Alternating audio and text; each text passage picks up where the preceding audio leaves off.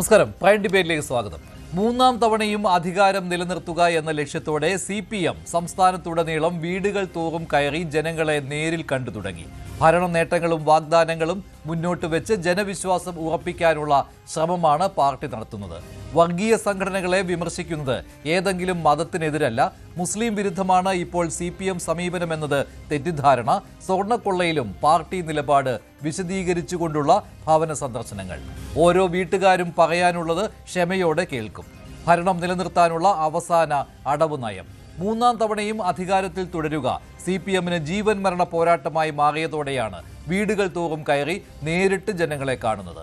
ഭരണവിരുദ്ധ വികാരവും പ്രതിപക്ഷ ആക്രമണവും ശക്തമായ പശ്ചാത്തലത്തിൽ ഗ്രൗണ്ട് ക്ലിയർ ചെയ്യാനുള്ള അവസാന ശ്രമം. ഇത് ആത്മവിശ്വാസമോ ഭരണവിരുദ്ധ ഭയമോ? വീടുകളിലേക്ക് ഇറങ്ങേണ്ടി വന്നത് CPMന്റെ ശക്തിയോ സമ്മർദ്ദമോ? ഭരണ നേട്ടങ്ങൾ മതിയെങ്കിൽ വീടുകൾ തോറും കയറി ജനങ്ങളെ കാണേണ്ട ആവശ്യമുണ്ടോ? വീടുകൾ തോറും ജനസമ്പർക്കം CPMന് ജനവിധി കൈവിട്ടോ എന്ന ഭയം തെളിയിക്കുന്നില്ലേ? ഭരണം വിജയമാണെങ്കിൽ CPM ഇങ്ങനെ വീടുകൾ തോറും മാപ്പ് പറയാൻ ഇറങ്ങേണ്ടത് എന്തിന്?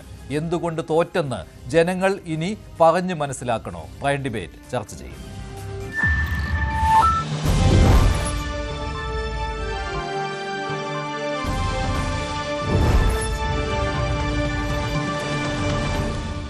തദ്ദേശ തെരഞ്ഞെടുപ്പിൽ തോറ്റതിന് കാരണം തേടിയും അതേപോലെ തന്നെ ഭരണ നേട്ടങ്ങൾ ജനങ്ങളിലേക്ക് നേരിട്ടെത്തിക്കുന്നതിനും വേണ്ടിയാണ് വീടുകൾ തോറും കയറി പ്രചാരണം നടത്തിക്കൊണ്ടിരിക്കുന്നത് CPMന്റെ മുതിർന്ന നേതാക്കൾ ഉൾപ്പെടെയുള്ളവർ. ഇന്നു മുതലാണ് ഗൃഹ സന്ദർശനം തുടങ്ങിയത്. സംസ്ഥാനത്തുടനീളം ഭവന സന്ദർശനത്തിനാണ് CPM തീരുമാനിച്ചിരിക്കുന്നത്. അതുപ്രകാരമാണ് ഇപ്പോൾ വീടുകൾ കയറി ഇറങ്ങി ഇങ്ങനെ വാഗ്ദാനങ്ങൾ നൽകുകയും അതേസമയം എന്തുകൊണ്ട് തോറ്റു എന്നത് അല്ലെങ്കിൽ എന്തുകൊണ്ട് തോൽപ്പിച്ചു എന്നത് ജനങ്ങളിൽ നിന്ന് നേരിട്ട് ക്ഷമയോടെ കേൾക്കുകയും ചെയ്യുന്നത്. ഇതേക്കുറിച്ച് CPM ജനറൽ സെക്രട്ടറി MA ബേബിയുടെ വാക്കുകൾ. അദ്ദേഹം നേരിട്ട് വീടുകൾ കയറി ഇറങ്ങി ഇത്തരത്തിൽ ഭരണ നേട്ടങ്ങൾ വിശദീകരിക്കുന്നു. അതുപോലെ തന്നെ എന്തുകൊണ്ട് തോറ്റു എന്നതിനെക്കുറിച്ചുള്ള ഒരു വിലയിരുത്തൽ ജനങ്ങളിൽ നിന്നും കേൾക്കുകയും ചെയ്യുന്നുണ്ട്. അദ്ദേഹത്തിന്റെ വാക്കുകളിൽ ത്രിതല പഞ്ചായത്ത് തെരഞ്ഞെടുപ്പുമായി ബന്ധപ്പെട്ട് വിചാരിക്കാത്ത തരത്തിലുള്ള ചില തിരിച്ചടികൾ പാർട്ടിക്കുണ്ടായി. 14 ജില്ലാ പഞ്ചായത്തുള്ളതിൽ 7 ജില്ലാ പഞ്ചായത്ത് ജയിച്ചു. അപ്പോൾ അവിടെ ജില്ലാ പഞ്ചായത്തിന്റെ കാര്യത്തിൽ തുല്യമാണ്. പക്ഷേ ഗ്രാമപഞ്ചായത്തുകൾ, ബ്ലോക്ക് പഞ്ചായത്ത്, കോർപ്പറേഷൻ, മുനിസിപ്പാലിറ്റി ഇതൊക്കെ വരുമ്പോഴത്തേക്ക് UDFന് ഒരു മേൽക്കൈ കിട്ടിയിട്ടുണ്ട്. ഇതെന്തുകൊണ്ട് സംഭവിച്ചു എന്നുള്ളത് കേരളത്തിലെ എല്ലാ വീടുകളിലും എത്തി മനസ്സിലാക്കണം എന്ന് പാർട്ടി തീരുമാനിച്ചതിന്റെ അടിസ്ഥാനത്തിൽ കേരളത്തിൽ മുഴുവൻ ഇത് നടക്കുകയാണ്. ഇതാണ് ശ്രീ MA ബേബിയുടെ വാക്കുകൾ. Advocate PA Praji, Shri Sreejith Panicker, Shri Roni K Baby എന്നിവരാണ് പ്രൈം ഡിബേറ്റിൽ ചേരുന്നത്. ആദ്യം ശ്രീ റോണി കെ ബേബി, CPM ഇതിനു മുൻപും ഇത്തരത്തിലുള്ള ശ്രമങ്ങൾ നടത്തിയിട്ടുള്ളതാണ്. ഇങ്ങനെ വീടുകൾ കയറി ഇറങ്ങിയുള്ള പ്രചാരണം, അതിന് സംഘടനാ സംവിധാനം CPMന് ഉണ്ട് താനും. MA ബേബി മുതൽ താഴേക്കുള്ള നേതാക്കൾ വരെ ഇത്തരത്തിൽ അണികൾ വരെ വീടുകൾ കയറി ഇറങ്ങിയുള്ള ഇത്തരത്തിൽ പ്രചാരണത്തിൽ ഏർപ്പെടുന്നതാണ്. ഇത് അവർക്കൊരു ആത്മവിശ്വാസം നൽകുമല്ലോ. തദ്ദേശ തെരഞ്ഞെടുപ്പിൽ തോൽക്കാനുണ്ടായ കാരണം ജനങ്ങളിൽ നിന്ന് തന്നെ നേരിട്ട് മനസ്സിലാക്കുക എന്നുള്ള അടവ് നയം. ഒരു രാഷ്ട്രീയ പാർട്ടി എന്ന നിലയിൽ CPMന് ഗൃഹസമ്പർക്കം നടത്തുവാനും ജനങ്ങളിലേക്ക് ഇറങ്ങുവാനും ജനങ്ങളുടെ അഭിപ്രായം കേൾക്കുവാനും ഒക്കെയുള്ള എല്ലാ തരത്തിലുള്ള അവകാശമുണ്ട്. പക്ഷേ ജനങ്ങളെ വിഡ്ഢികളാക്കിക്കൊണ്ട് ജനങ്ങളുടെ മുമ്പിൽ ചെന്ന് നാടകം കളിക്കുവാൻ വേണ്ടി ഈ അവസരം CPM ഉപയോഗിക്കരുത്. ഇതുവരെ CPM പരസ്യമായി സമ്മതിച്ചിട്ടില്ല. തങ്ങൾ തോറ്റതായി ഇതുവരെ CPMന്റെ ഒരു ഔദ്യോഗിക പ്രസ്താവനയും നമ്മൾ ഇതുവരെ കണ്ടിട്ടില്ല. അവരുടെ സംസ്ഥാന സമിതി കൂടി, സംസ്ഥാന കമ്മിറ്റി കൂടി, കേരളത്തിലുള്ള എല്ലാ അവൈലബിൾ പാർട്ടി ഫോറങ്ങളും യോഗം ചേർന്നു. ആ ഒരു യോഗത്തിലും എന്തുകൊണ്ട് തങ്ങൾ തെരഞ്ഞെടുപ്പിൽ പരാജയപ്പെട്ടു അല്ലെങ്കിൽ തങ്ങൾ പരാജയപ്പെട്ടു എന്ന് പരസ്യമായി സമ്മതിക്കാൻ വേണ്ടി ഇതുവരെ CPMനെ കഴിഞ്ഞിട്ടില്ല. അതിനു പകരം ഈ പഞ്ചായത്ത് തെരഞ്ഞെടുപ്പിന് മുമ്പ് കേരളത്തിൽ ഉപയോഗിച്ച ആ വർഗീയ തന്ത്രങ്ങൾ വീണ്ടും അതിശക്തമായി കേരളത്തില് ആ പഞ്ചായത്ത് തെരഞ്ഞെടുപ്പ് പോലും തിരിച്ചടിയായി കണക്കാക്കാതെ, അത് പാലക്കാട് ഉപതെരഞ്ഞെടുപ്പ് ആയിക്കോട്ടെ, നിലമ്പൂര് ഉപതെരഞ്ഞെടുപ്പ് ആയിക്കോട്ടെ, അതിനുശേഷം കേരളത്തിൽ നടന്ന ത്രിതല പഞ്ചായത്ത് തെരഞ്ഞെടുപ്പ് ആയിക്കോട്ടെ, അതിലെല്ലാം ഉപയോഗിച്ച അതേ വർഗീയ കാർഡ് തന്നെ വീണ്ടും വീണ്ടും വീണ്ടും ഉപയോഗിച്ചുകൊണ്ട് കേരളത്തിലെ സാമൂഹിക രാഷ്ട്രീയ അന്തരീക്ഷത്തെ മലിമസമാക്കിക്കൊണ്ട് ഒരു വശത്ത് പോയി മറുവശത്തോടെ ഞങ്ങൾ ജനങ്ങളിലേക്ക് ഇറങ്ങുകയാണ്. ഞങ്ങൾ ജനങ്ങളോട് ചോദിക്കാൻ പോവുകയാണ്, എന്തുകൊണ്ട് ഞങ്ങൾ തോറ്റു? CPM എന്തുകൊണ്ട് ഈ തെരഞ്ഞെടുപ്പിൽ തോറ്റു എന്ന് ഈ നാട്ടിലെ ഏത് കൊച്ചുകുട്ടിക്കും അറിയാം. മലയാള ഭാഷ സംസാരിക്കാൻ അറിയാവുന്ന ഈ നാട്ടിലെ ഏത് എന്തുകൊണ്ട് തോൽപ്പിച്ചു എന്ന് ജനങ്ങളിൽ നിന്ന് നേരിട്ട് കേൾക്കണം CPM നേതാക്കൾക്ക്. അതാണ് മനസ്സിലാക്കാൻ കഴിയുന്നത്. അല്ല, അപ്പോൾ അതിനകത്ത് തന്നെയാണ് വളരെ വ്യക്തമാണ്. കാരണം അവർക്ക് ഇതിന്റെ ഗ്രൗണ്ട് റിയാലിറ്റികൾ ഒന്നുകിൽ അവർക്ക് മനസ്സിലാകുന്നില്ല, അല്ലെങ്കിൽ അവർ മനസ്സിലാകുന്നില്ല എന്ന് നടിക്കുന്നില്ല. ഈ പറയുന്നത് CPM ഇതിനകത്ത് എന്തെങ്കിലും ഒരു ആത്മാർത്ഥത ഉണ്ടെങ്കിൽ ഇപ്പോൾ തന്നെ നമ്മൾ കണ്ടുകൊണ്ടിരിക്കുക, കേരളം ചർച്ച ചെയ്ത ഏറ്റവും വലിയ വിഷയം എന്ന് പറയുന്നത് ശബരിമലയിലെ സ്വർണ്ണക്കൊള്ളയാണ്. മറ്റു ഭരണകോട്ടങ്ങൾ അവിടെ നിൽക്കുന്നു, ഞാൻ അതിലേക്ക് പോകുന്നില്ല. പക്ഷെ ഏറ്റവും സെൻസിറ്റീവായി ഇവിടെ ചർച്ച ചെയ്യപ്പെട്ടത് എന്ന് പറയുന്നത് ശബരിമലയുമായി ബന്ധപ്പെട്ട വിഷയങ്ങളാണ്. പക്ഷെ അതിലെ പ്രതികളെ സംരക്ഷിക്കുന്ന നിലപാടല്ല ഇപ്പോഴും CPM സ്വീകരിക്കുന്നത്. ഇപ്പോൾ ജയിലിൽ കിടക്കുന്ന മുൻ ദേവസ്വം ബോർഡ് 2 പ്രസിഡന്റുമാര്, CPM നേതാക്കൾ, അവർക്കെതിരെ ഒരു ചെറു വിരൽ പോലും അനക്കുവാൻ വേണ്ടി CPM കുറെ മാനദണ്ഡങ്ങൾ തയ്യാറാക്കിയിട്ടുണ്ടെങ്കിലും വീടുകൾ കയറി ഇറങ്ങി ജനങ്ങളോട് സംസാരിക്കുമ്പോൾ എന്തെല്ലാം കാര്യങ്ങൾ നേതാക്കളും അതുപോലെ തന്നെ കൂടെ പോകുന്നവരുമൊക്കെ ഈ വീട്ടുകാരോട് പറയണം എന്നുള്ളത്. അതിൽ ഏറ്റവും പ്രധാനപ്പെട്ട ഒരു കാര്യം ഈ സ്വർണ്ണക്കൊള്ളയെക്കുറിച്ച് തന്നെയാണ്. അതിൽ പാർട്ടിയുടെ നിലപാട് വിശദീകരിക്കും. അവിടെ എന്തുകൊണ്ട് പത്മകുമാറിനും വാസുവിനുമെതിരെ നടപടി ഉണ്ടായിട്ടില്ല, പ്രത്യേകിച്ച് പത്മകുമാറിനെതിരെ നടപടി ഉണ്ടായില്ല എന്ന കാര്യം വിശദീകരിക്കുന്നതിന് പ്രത്യേക മാനദണ്ഡം പോലും തയ്യാറാക്കിയിട്ടുണ്ട്. ഇതാണ് പാർട്ടിയിൽ നിന്ന് അറിയാൻ കഴിഞ്ഞത്. അതിൽ പറയുക അദ്ദേഹത്തെ കുറ്റക്കാരനായി കണ്ടെത്തിയിട്ടില്ലല്ലോ എന്നായിരിക്കും സ്വാഭാവികമായിട്ടും. കാരണം MV ഗോവിന്ദൻ തന്നെ അക്കാര്യം പറഞ്ഞതാണല്ലോ, പ്രതിയായിട്ടേ ഉള്ളൂ, കുറ്റക്കാരനായി കണ്ടെത്തിയിട്ടില്ല എന്ന്. അപ്പോൾ ഗൃഹസന്ദർശനത്തിന്റെ ഒരു പ്രധാന ഭാഗമാണ് ഈ സ്വർണ്ണക്കൊള്ള. ഇപ്പോൾ നമ്മൾ CPM ഭവന സന്ദർശനത്തിന് പോകുമ്പോൾ മാത്രമല്ല, ഇതുപോലെയുള്ള മാനദണ്ഡങ്ങളും പാർട്ടി സ്റ്റഡി ക്ലാസ്സുകളും പാർട്ടി യോഗങ്ങളും ഒക്കെ ഒരു കാര്യങ്ങൾ വിശദീകരിക്കുന്നത്. കൃത്യമായി ഇടവേളകളിൽ അവരുടെ പാർട്ടി ക്ലാസ്സുകളുണ്ട്, കൃത്യമായി ബ്രീഫിങ്ങുകളുണ്ട്, കൃത്യമായി റിപ്പോർട്ടിങ്ങുകളുണ്ട്. നമുക്കറിയാം CPM എന്ന് പറയുന്ന ഒരു കേഡർ സംവിധാനമാണ്. പക്ഷേ ഈ തെരഞ്ഞെടുപ്പിൽ നമ്മൾ കണ്ടു, ത്രിതല പഞ്ചായത്ത് തെരഞ്ഞെടുപ്പിൽ CPM പാർട്ടി അംഗങ്ങൾ പോലും, CPM ലെവി കൊടുത്തുകൊണ്ടിരിക്കുന്ന CPM പാർട്ടി അംഗങ്ങൾ പോലും ഈ പ്രാവശ്യം എത്രയോ ഇടങ്ങളിൽ പാർട്ടി സ്ഥാനാർത്ഥിക്ക് എതിരെ വോട്ട് ചെയ്തു. അപ്പോൾ പാർട്ടിയുടെ സ്വന്തം അംഗങ്ങളെ പോലും അവർക്ക് ബോധ്യപ്പെടുത്തുവാൻ സാധിക്കാതെ അവർ കേരളത്തിലെ ജനങ്ങളെ ബോധ്യപ്പെടുത്തുവാൻ ഇറങ്ങിക്കഴിഞ്ഞാൽ ഇതൊക്കെ ജനങ്ങളുടെ കണ്ണ് കെട്ടിമൂടുന്നതിന് വേണ്ടിയാണ്, അടച്ചുപൂട്ടുന്നതിന് വേണ്ടിയാണ്, തെറ്റിദ്ധരിപ്പിക്കുന്നതിന് വേണ്ടിയാണ് എന്ന് കേരളത്തിലെ ജനങ്ങൾക്ക് വളരെ കൃത്യമായി മനസ്സിലാകും. ഇപ്പോൾ എന്താ പറയുന്നത്, ശബരിമലയിലെ യുവതി പ്രവേശനം ഉണ്ടായി, CPM തിരിച്ചടി ഉണ്ടായി, അതിനുശേഷം CPM ഗൃഹസമ്പർക്കം നടത്തി 2021 തെരഞ്ഞെടുപ്പിൽ തിരിച്ചു വന്നു. നമുക്കറിയാം ഇവിടെ രാഷ്ട്രീയ വിദ്യാഭ്യാസമുള്ള, രാഷ്ട്രീയത്തെ കൃത്യമായി കേരളത്തിൽ നിരീക്ഷിക്കുന്നവർക്ക് കൃത്യമായി അറിയാം, ശബരിമലയിലെ യുവതി പ്രവേശനവുമായി ബന്ധപ്പെട്ട് CPM ഭവന സന്ദർശനം നടത്തി അവരുടെ തെറ്റേറ്റു പറഞ്ഞ് അവർ പരസ്യമായി മാപ്പ് പറഞ്ഞതിന്റെ ഫലമായിട്ടല്ല 2021 വീണ്ടും പിണറായി വിജയൻ സർക്കാർ അധികാരത്തിൽ വന്നത്. ആ അധികാരത്തിൽ വരുവാനുള്ള എന്തായിരുന്നു സാഹചര്യം എന്ന് വളരെ കൃത്യമായി നമുക്കറിയാം. CPM നിലപാട് മാറ്റമല്ല.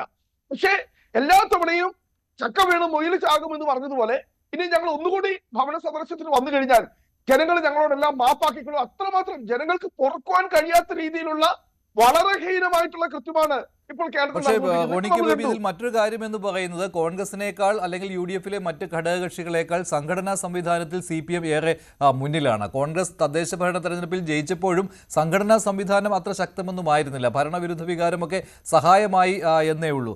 പക്ഷേ ആ സംഘടനാ സംവിധാനത്തിൻ്റെ ബലത്തിൽ ഓരോ വീടുകൾ കയറിയിറങ്ങി എന്താണ് സർക്കാർ ഓരോ വിഷയത്തിലും സ്വീകരിച്ചിരിക്കുന്ന നിലപാട്, അതിൽ പ്രതിപക്ഷത്തിൻ്റെ പ്രചാരണങ്ങൾ എന്തെല്ലാമാണ്, ഇതായിരിക്കുമല്ലോ വിശദീകരിക്കൂ, ഇതാണ് വിശദീകരിക്കുന്നത്. അപ്പോൾ സ്വാഭാവികമായിട്ടും അവിടെ പ്രതിരോധത്തിലാകുന്നത് പ്രതിപക്ഷമാണല്ലോ. ഈ കാര്യത്തെ കൂടി നേരിടേണ്ടി വരും. ശ്രീ പണിക്കർ, എങ്ങനെ താങ്കൾ കാണുന്നു ഈ CPM ഗൃഹ സന്ദർശനം? പുതുമയുള്ള കാര്യമല്ല, പക്ഷേ ഇതൊരു തെറ്റുതിരുത്തൽ എന്ന രീതിയിൽ കാണണോ അതോ അടവ് നയം എന്ന രീതിയിൽ കാണണോ? അവസാന ശ്രമം ഭരണം നിലനിർത്തുവാൻ അങ്ങനെ കാണണോ? ഇതിനെ ആ 2 പേരും വിളിക്കാനായിട്ട് കഴിയുമെന്ന് എനിക്ക് തോന്നുന്നില്ല. ഞാൻ കരുതുന്നത് ഇത് തദ്ദേശ ഭരണ തെരഞ്ഞെടുപ്പിൽ ഉണ്ടായിരിക്കുന്ന ശക്തമായിട്ടുള്ള ഒരു തിരിച്ചടി, ആ തിരിച്ചടിയെ തുടർന്ന് വരുന്ന നിയമസഭാ തെരഞ്ഞെടുപ്പിൽ കോൺഗ്രസിന് വലിയ ഭൂരിപക്ഷം കിട്ടിയേക്കും എന്നുള്ള പേടി, തിരുവനന്തപുരത്ത് BJPയുടെ കോർപ്പറേഷൻ അവർ പിടിച്ചതിലുള്ള ഒരു അസ്വസ്ഥത, ഈ കാര്യങ്ങളെല്ലാം കൊണ്ട് ഭരണം നിലനിർത്തുന്നതിന് വേണ്ടിയിട്ടുള്ള ഒരു അവസാന അടവ് എന്ന രീതിയിലത്തേക്ക് ആൾക്കാരുടെ ഇടയിൽ ശബരിമല സ്വർണ്ണക്കൊള്ളയുമായി ബന്ധപ്പെട്ട് CPM പല നേതാക്കന്മാരും ഉൾപ്പെട്ടിരിക്കുന്ന സാഹചര്യത്തിൽ ഇടതുപക്ഷത്തു നിന്ന് തന്നെയുള്ള CPI അടക്കം ഉള്ള പാർട്ടികളിൽ നിന്നുള്ള ആൾക്കാരുടെയൊക്കെ ഇൻവോൾവ്മെന്റ് വന്ന സ്ഥിതിക്ക് അതിനെക്കുറിച്ച് ഒരു വിശദീകരണം നൽകുക എന്നുള്ള രീതിയിലത്തേക്കുള്ള ഒരു നിലയില്ലാ കാര്യത്തിലുള്ള ഒരു കൈയിട്ടടി എന്ന രീതിയിലത്തേക്ക് മാത്രമേ ഞാനതിനെ കാണുന്നുള്ളൂ. പക്ഷെ അത് ചെയ്യുമ്പോൾ പോലും ഒരു ധാർമ്മികതയാണല്ലോ ഇതിൽ വിഷയമാവുക.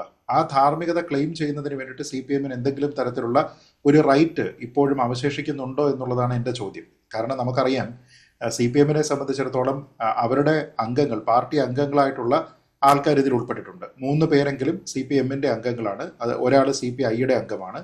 അപ്പോൾ LDFന്റെ ഭാഗമായിട്ടോ അല്ലെങ്കിൽ CPMന്റെ മാത്രം ഭാഗമായിട്ടോ അവർ ആ ഒരു മുന്നണിയിലേക്ക് ഓരോ വീടുകളിലേക്ക് പോയി അവരിതിനെപ്പറ്റി വിശദീകരണം നടത്തുന്ന സമയത്ത് എന്തുകൊണ്ട് ഈ കേസുകളിൽ പെട്ടിരിക്കുന്ന ആൾക്കാരെ നിങ്ങൾ പാർട്ടിയിൽ നിന്ന് പുറത്താക്കാനായിട്ട് തയ്യാറാകുന്നില്ല എന്നൊരു ചോദ്യം ഉണ്ടായിക്കഴിഞ്ഞാൽ അത് എങ്ങനെ വിശദീകരിക്കും എന്നുള്ളതാണ് ഇതിലെ പ്രധാനപ്പെട്ട പ്രശ്നം. അങ്ങനെ വിശദീകരിക്കുന്നതിന് അവർക്ക് സാധിക്കുമോ, എന്ത് തരത്തിലുള്ള വിശദീകരണമാണ് അവർ നൽകുകയാണെങ്കിൽ അവർ നൽകുക തുടങ്ങിയ ചോദ്യങ്ങളാണ് അവിടെ പ്രസക്തമാകുന്നത്. അപ്പോൾ ഞാൻ കരുതുന്നത് അത് വിശദീകരിക്കാനായിട്ട് അവർ നന്നായിട്ട് ബുദ്ധിമുട്ടും എന്ന് തന്നെയാണ്. കാരണം നിലവിലെ സാഹചര്യത്തിൽ ഈ പാർട്ടിയിലുള്ള അംഗങ്ങളോട് യാതൊരു വിധത്തിലുള്ള അവർക്കെതിരെ യാതൊരു വിധത്തിലുള്ള നടപടിയും പ്രാഥമികമായിട്ട് പോലും അവർ സ്വീകരിച്ചിട്ടില്ല. പത്മകുമാറൊക്കെ തന്നെ ഇപ്പോഴും പത്തനംതിട്ടയിലെ ജില്ലാ കമ്മിറ്റിയിൽ തന്നെ ആക്റ്റീവായിട്ടുള്ള അംഗമായിട്ട് തുടരുന്നുണ്ട്. തന്നെയുമല്ല CPIയുടെ ശങ്കർദാസിനെ കഴിഞ്ഞ ദിവസം അറസ്റ്റ് ചെയ്തതിന് ശേഷം CPIയുടെ മുതിർന്ന നേതാക്കന്മാരിൽ നിന്ന് അദ്ദേഹത്തിനെതിരെ എന്തെങ്കിലും ഒരു ആക്ഷൻ സ്വീകരിക്കുന്നതുമായി ബന്ധപ്പെട്ട് പോലും ഒരു ക്ലാരിറ്റി ഇല്ലായ്മയുണ്ട്. അപ്പോൾ എന്ത് തരത്തിലുള്ള വിശദീകരണമാണ് പറയുക? അവരുടെ പാർട്ടി പ്രതിനിധികളൊക്കെ തന്നെ ചാനൽ ചർച്ചകളിൽ പറയുന്നത് അതിനേക്കാൾ കൂടുതലായിട്ട് അല്ലെങ്കിൽ ശ്രീ MV ഗോവിന്ദൻ അടക്കമുള്ള ആൾക്കാർ മാധ്യമങ്ങളുടെ മുന്നിൽ നൽകുന്ന വിശദീകരണത്തിനപ്പുറത്തേക്ക് എന്ത് തരത്തിലുള്ള വിശദീകരണം നൽകാൻ കഴിയും? നമ്മൾ മുമ്പ് 2018 ശബരിമല യുവതീ പ്രവേശ വിധി ഉണ്ടായതിനു ശേഷം 2019 നമ്മൾ കണ്ടിരുന്ന ഒരു പ്രധാനപ്പെട്ട കാര്യമാണ് ഈ ലോക്സഭാ തെരഞ്ഞെടുപ്പിന് മുന്നോടിയായിട്ട് അന്ന് ഒരു ഭവന സന്ദർശനം നടത്തുന്നത്.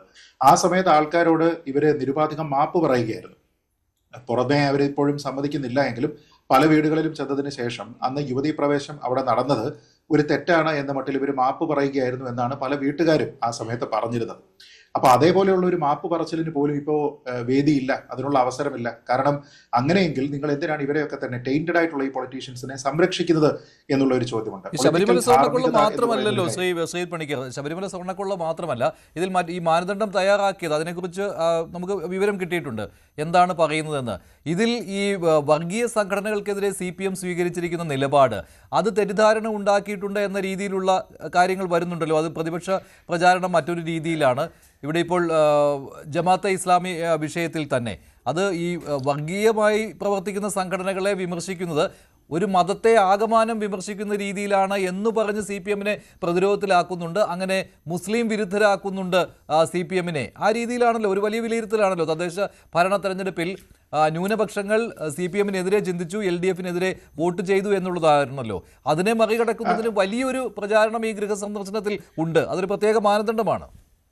അതൊരു പ്രാഥമികമായിട്ടുള്ള ഒരു പരിപാടിയാണ് എന്ന് ഞാൻ കരുതുന്നില്ല. ഏതെങ്കിലും ഒരു വിഷയത്തിലേക്ക് ഇതിനെ പരിമിതപ്പെടുത്തുന്നതിന് വേണ്ടിയിട്ടോ അതിലാണ് ഏറ്റവും വലിയ തിരിച്ചടി ഏറ്റിരിക്കുന്നത് എന്ന് ഒരു പരോക്ഷമായിട്ടുള്ള ഒരു സമ്മതത്തിനോ CPM തയ്യാറല്ലാത്തത് കൊണ്ടാണ് അവർ പല കാര്യങ്ങൾ ചേർത്തിട്ട് ഒരു ബൃഹത്തായിട്ടുള്ള ഒരു അജണ്ട ഉണ്ടാക്കിയിരിക്കുന്നത്. നമ്മൾ നോക്കിക്കഴിഞ്ഞാൽ ഇതിനു മുമ്പ് ഗൃഹസമ്പർക്കം ഇതേപോലെ നടത്തുന്ന ഇതേ ലെവലിൽ നടത്തുന്ന സമയത്ത് ശബരിമല മാത്രമായിരുന്നു വിഷയം. അന്നും വേണമെങ്കിൽ അവർക്ക് പറയാം 2019 തെരഞ്ഞെടുപ്പിന് മുന്നോടിയായിട്ട് CPMന്റെ ഭരണ നേട്ടങ്ങൾ എന്തൊക്കെയാണ് എന്നൊക്കെ കാര്യങ്ങളെല്ലാം ആൾക്കാരെ അറിയിക്കുന്നതിന് വേണ്ടിയിട്ടാണത് എന്ന രീതിയിലത്തേക്കുള്ള വ്യാഖ്യാനമൊക്കെ പറയാം. പക്ഷെ പാർട്ടിക്ക് ഏറ്റവും വലിയ ക്ഷീണമേറ്റത് എന്തിന്റെ പേരിലാണ്? ആ വിഷയമായിരുന്നു അന്ന് ഏറ്റവും കൂടുതൽ ചർച്ച ചെയ്യപ്പെട്ടത്. അതേപോലെ തന്നെ ഈ തദ്ദേശ ഭരണ തെരഞ്ഞെടുപ്പിലും ഏറ്റവും പ്രധാനപ്പെട്ട വിഷയമായിരിക്കുന്നത് ശബരിമലയിലെ സ്വർണ്ണക്കൊള്ളയാണ്. അത് നിലവിലെ സാഹചര്യത്തിൽ CPMനെ സംബന്ധിച്ചിടത്തോളം ന്യായീകരിക്കാനായിട്ട് കഴിയുന്ന കാര്യമല്ല.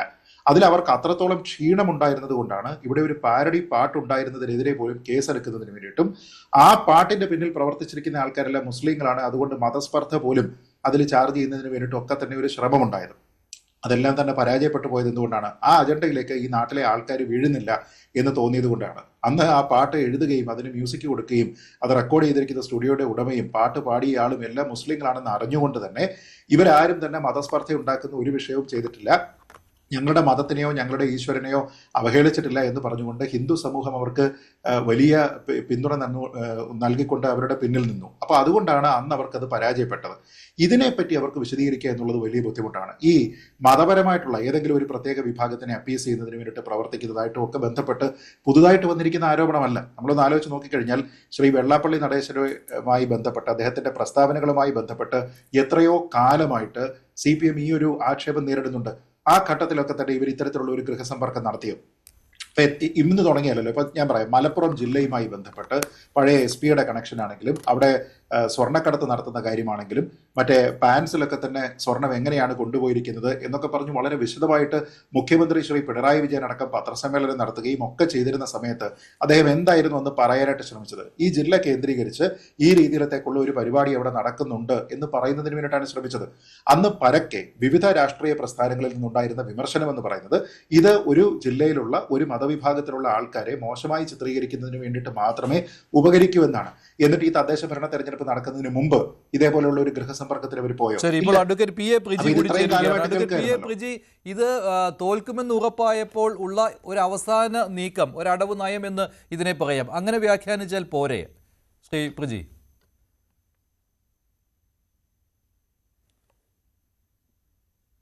ശ്രീ പ്രിജി കേൾക്കുന്നുണ്ടോ? ഒന്ന് മൈക്ക് ഒന്ന് ഓൺ ചെയ്യണേ. മ്യൂട്ടാണേ.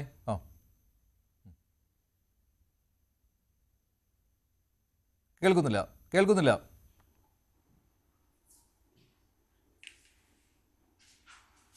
ഹലോ, ഇപ്പൊ കേൾക്കാമോ? കേൾക്കാം, നന്നായിട്ട് കേൾക്കാം. പ്രിജി, ഇതൊരു അവസാന നീക്കം, അടവ് നയം എന്നൊക്കെ പറഞ്ഞ് നമുക്ക് വ്യാഖ്യാനിക്കാമല്ലോ അല്ലേ? തോൽക്കുമെന്ന് ഉറപ്പായപ്പോൾ വീടുകളിലേക്ക് പോകുന്നു, കാര്യങ്ങൾ പറഞ്ഞ് ജനങ്ങളെ മനസ്സിലാക്കാൻ. പിന്നെ ജനങ്ങളിൽ നിന്ന് എന്തുകൊണ്ട് നിങ്ങൾ ഞങ്ങളെ തോൽപ്പിച്ചു എന്ന് കേൾക്കണം. ഇത്രയല്ലേ ഉള്ളൂ ഈ ഗൃഹസന്ദർശനം എന്ന് പറയുന്നത്? അല്ല മഞ്ജുഷേ, ഇടതുപക്ഷ പ്രസ്ഥാനങ്ങൾ എല്ലാ കാലത്തും ഗൃഹസന്ദർശനം നടത്താറുണ്ട്. അതായത് CPM-ന്റെ സംഘടനാ പ്രവർത്തനത്തിന്റെ ഏറ്റവും പ്രാഥമികമായിട്ടുള്ള ഒരു സംഗതി തന്നെയാണ് ഗൃഹസന്ദർശനം. അത് തോൽക്കുന്ന സാഹചര്യത്തിലും ജയിക്കുന്ന സാഹചര്യത്തിലും ഒക്കെ CPM-ന്റെ ബ്രാഞ്ച് കമ്മിറ്റി അംഗങ്ങൾക്ക് ഇപ്പോ ഒരു ബ്രാഞ്ചിൽ നിന്ന് 10 കുടുംബങ്ങൾക്ക് ചാർജ് കൊടുത്തുകൊണ്ടാണ് പണ്ടും ഈ തരത്തിലുള്ള പ്രവർത്തനം CPM നടത്തിയിട്ടുള്ളത്. അത് ഈ അവസാന കൈ എന്നുള്ള നിലയിലൊന്നുമല്ല, എപ്പോഴും ജനങ്ങളുമായി ഏറ്റവും അടുത്ത് നിൽക്കുന്ന നിലപാട് തന്നെയാണ് CPM എന്നും സ്വീകരിച്ചിട്ടുള്ളത്. ഇപ്പോൾ ഈ ഗൃഹസന്ദർശനം നടത്തുന്നത് തീർച്ചയായും കഴിഞ്ഞ 10 വർഷക്കാലത്തെ ഗവൺമെന്റിന്റെ ഇതുവരെയുള്ള വികസന പരിപാടികളെ സംബന്ധിച്ച് ജനങ്ങളെ അറിയിക്കുക, അവരുമായി ഒരു സംവാദം നടത്തുക, അവരുമായി ഒരു സമ്പർക്കത്തിൽ ഏർപ്പെടുക, അതോടൊപ്പം തന്നെ ഓരോ പ്രദേശത്തും ഏത് തരത്തിലുള്ള വികസന പ്രവർത്തനങ്ങൾ ഇനി എത്തേണ്ടതുണ്ട് എന്നുള്ളതിനെ സംബന്ധിച്ചുള്ള ചർച്ചകൾ നടത്തുക, ആ തരത്തിൽ സംഘടനാ പ്രവർത്തനത്തെ ശക്തിപ്പെടുത്തുന്ന ഒരു നിലയിലേക്ക് പോവുക എന്നുള്ളതാണ്. അത് ആദ്യമായിട്ടല്ല CPM ഗൃഹസന്ദർശനം നടത്താറുള്ളത്. തെരഞ്ഞെടുപ്പ് കാലങ്ങളിൽ അല്ലെങ്കിൽ സംഘടനാ സമ്മേളനങ്ങളുടെ കാലഘട്ടങ്ങളിലൊക്കെ തന്നെ ഈ തരത്തിലുള്ള ഈ തരത്തിലുള്ള ഗൃഹ സന്ദർശനങ്ങൾ നടത്താറുണ്ട്. അതൊരു പുതിയ കാര്യമല്ല. മഞ്ജുഷ് എന്താണ് അത് അങ്ങനെ ചോദിച്ചതെന്ന് യഥാർത്ഥത്തിൽ എനിക്ക് മനസ്സിലായില്ല. അല്ല, ഇതിവിടെ ഒരു തോറ്റു നിൽക്കുന്ന ഒരു സമയത്താണ് ഇങ്ങനെ ചെയ്യുന്നത്. അത് നേതാക്കൾ പറയുന്നതും തോറ്റതിന് കാരണവും ജനങ്ങളിൽ നിന്ന് ചോദിച്ച് മനസ്സിലാക്കേണ്ടതുണ്ടെന്നാണ്. അതായത് തോറ്റിട്ടില്ല എന്ന് പാർട്ടി പറയുന്നുമുണ്ട്, കാരണം കിട്ടിയ വോട്ടുകൾ കൂടുതലാണ്, അതുകൊണ്ട് തോറ്റിട്ടില്ല എന്ന്. പക്ഷെ ജനങ്ങൾ എന്തുകൊണ്ട് തോൽപ്പിച്ചു എന്ന് ജനങ്ങളിൽ നിന്ന് കേൾക്കണം. അതൊരു വൈരുദ്ധ്യമായിട്ട് തോന്നുന്നുമുണ്ട്. അല്ല, അങ്ങനെ വൈരുദ്ധ്യം ഇല്ലല്ലോ. ഈ കഴിഞ്ഞ തെരഞ്ഞെടുപ്പിൽ തോറ്റു എന്ന് പറയുന്നത് ഒരു വസ്തുതയല്ലേ? കാരണം അതിന്റെ കണക്കുകളുടെ അടിസ്ഥാനത്തിൽ വോട്ടുകളിൽ കൂടുതലുണ്ട് എന്നാണല്ലോ പാർട്ടി പറഞ്ഞത്. അല്ലാതെ തോറ്റില്ല എന്ന് പാർട്ടി പറഞ്ഞാലും അത് തോൽവി അല്ലാതാകുന്നില്ലല്ലോ. തോൽവി അംഗീകരിച്ചിട്ടില്ല, എന്തുകൊണ്ട് തോറ്റു എന്നും ആയിട്ടില്ല. അല്ല, ജനാധിപത്യ സംവിധാനത്തിൽ മഞ്ജുഷെ നമുക്ക് സാങ്കേതികമായി പറയാം, വോട്ടിന്റെ പാറ്റേൺ നോക്കുമ്പോൾ കൂടുതൽ വോട്ട് കിട്ടി, അതുകൊണ്ട് പാർട്ടിയുടെ അടിത്തറ നഷ്ടപ്പെട്ടിട്ടില്ല, പാർട്ടിക്ക് ഇപ്പോഴും വോട്ടുണ്ട് എന്ന് പറയാം. പക്ഷേ ഈ സമവാക്യത്തിൽ അല്ലെങ്കിൽ നമ്മുടെ ജനാധിപത്യ സംവിധാനത്തിൽ എന്നാൽ കൂടുതൽ സ്ഥലങ്ങളിലും പാർട്ടിക്ക് തോൽവി ഉണ്ടായി. കോർപ്പറേഷനുകൾ നഷ്ടപ്പെട്ടു, ഗ്രാമപഞ്ചായത്തുകൾ കുറവുകൾ ഉണ്ടായി.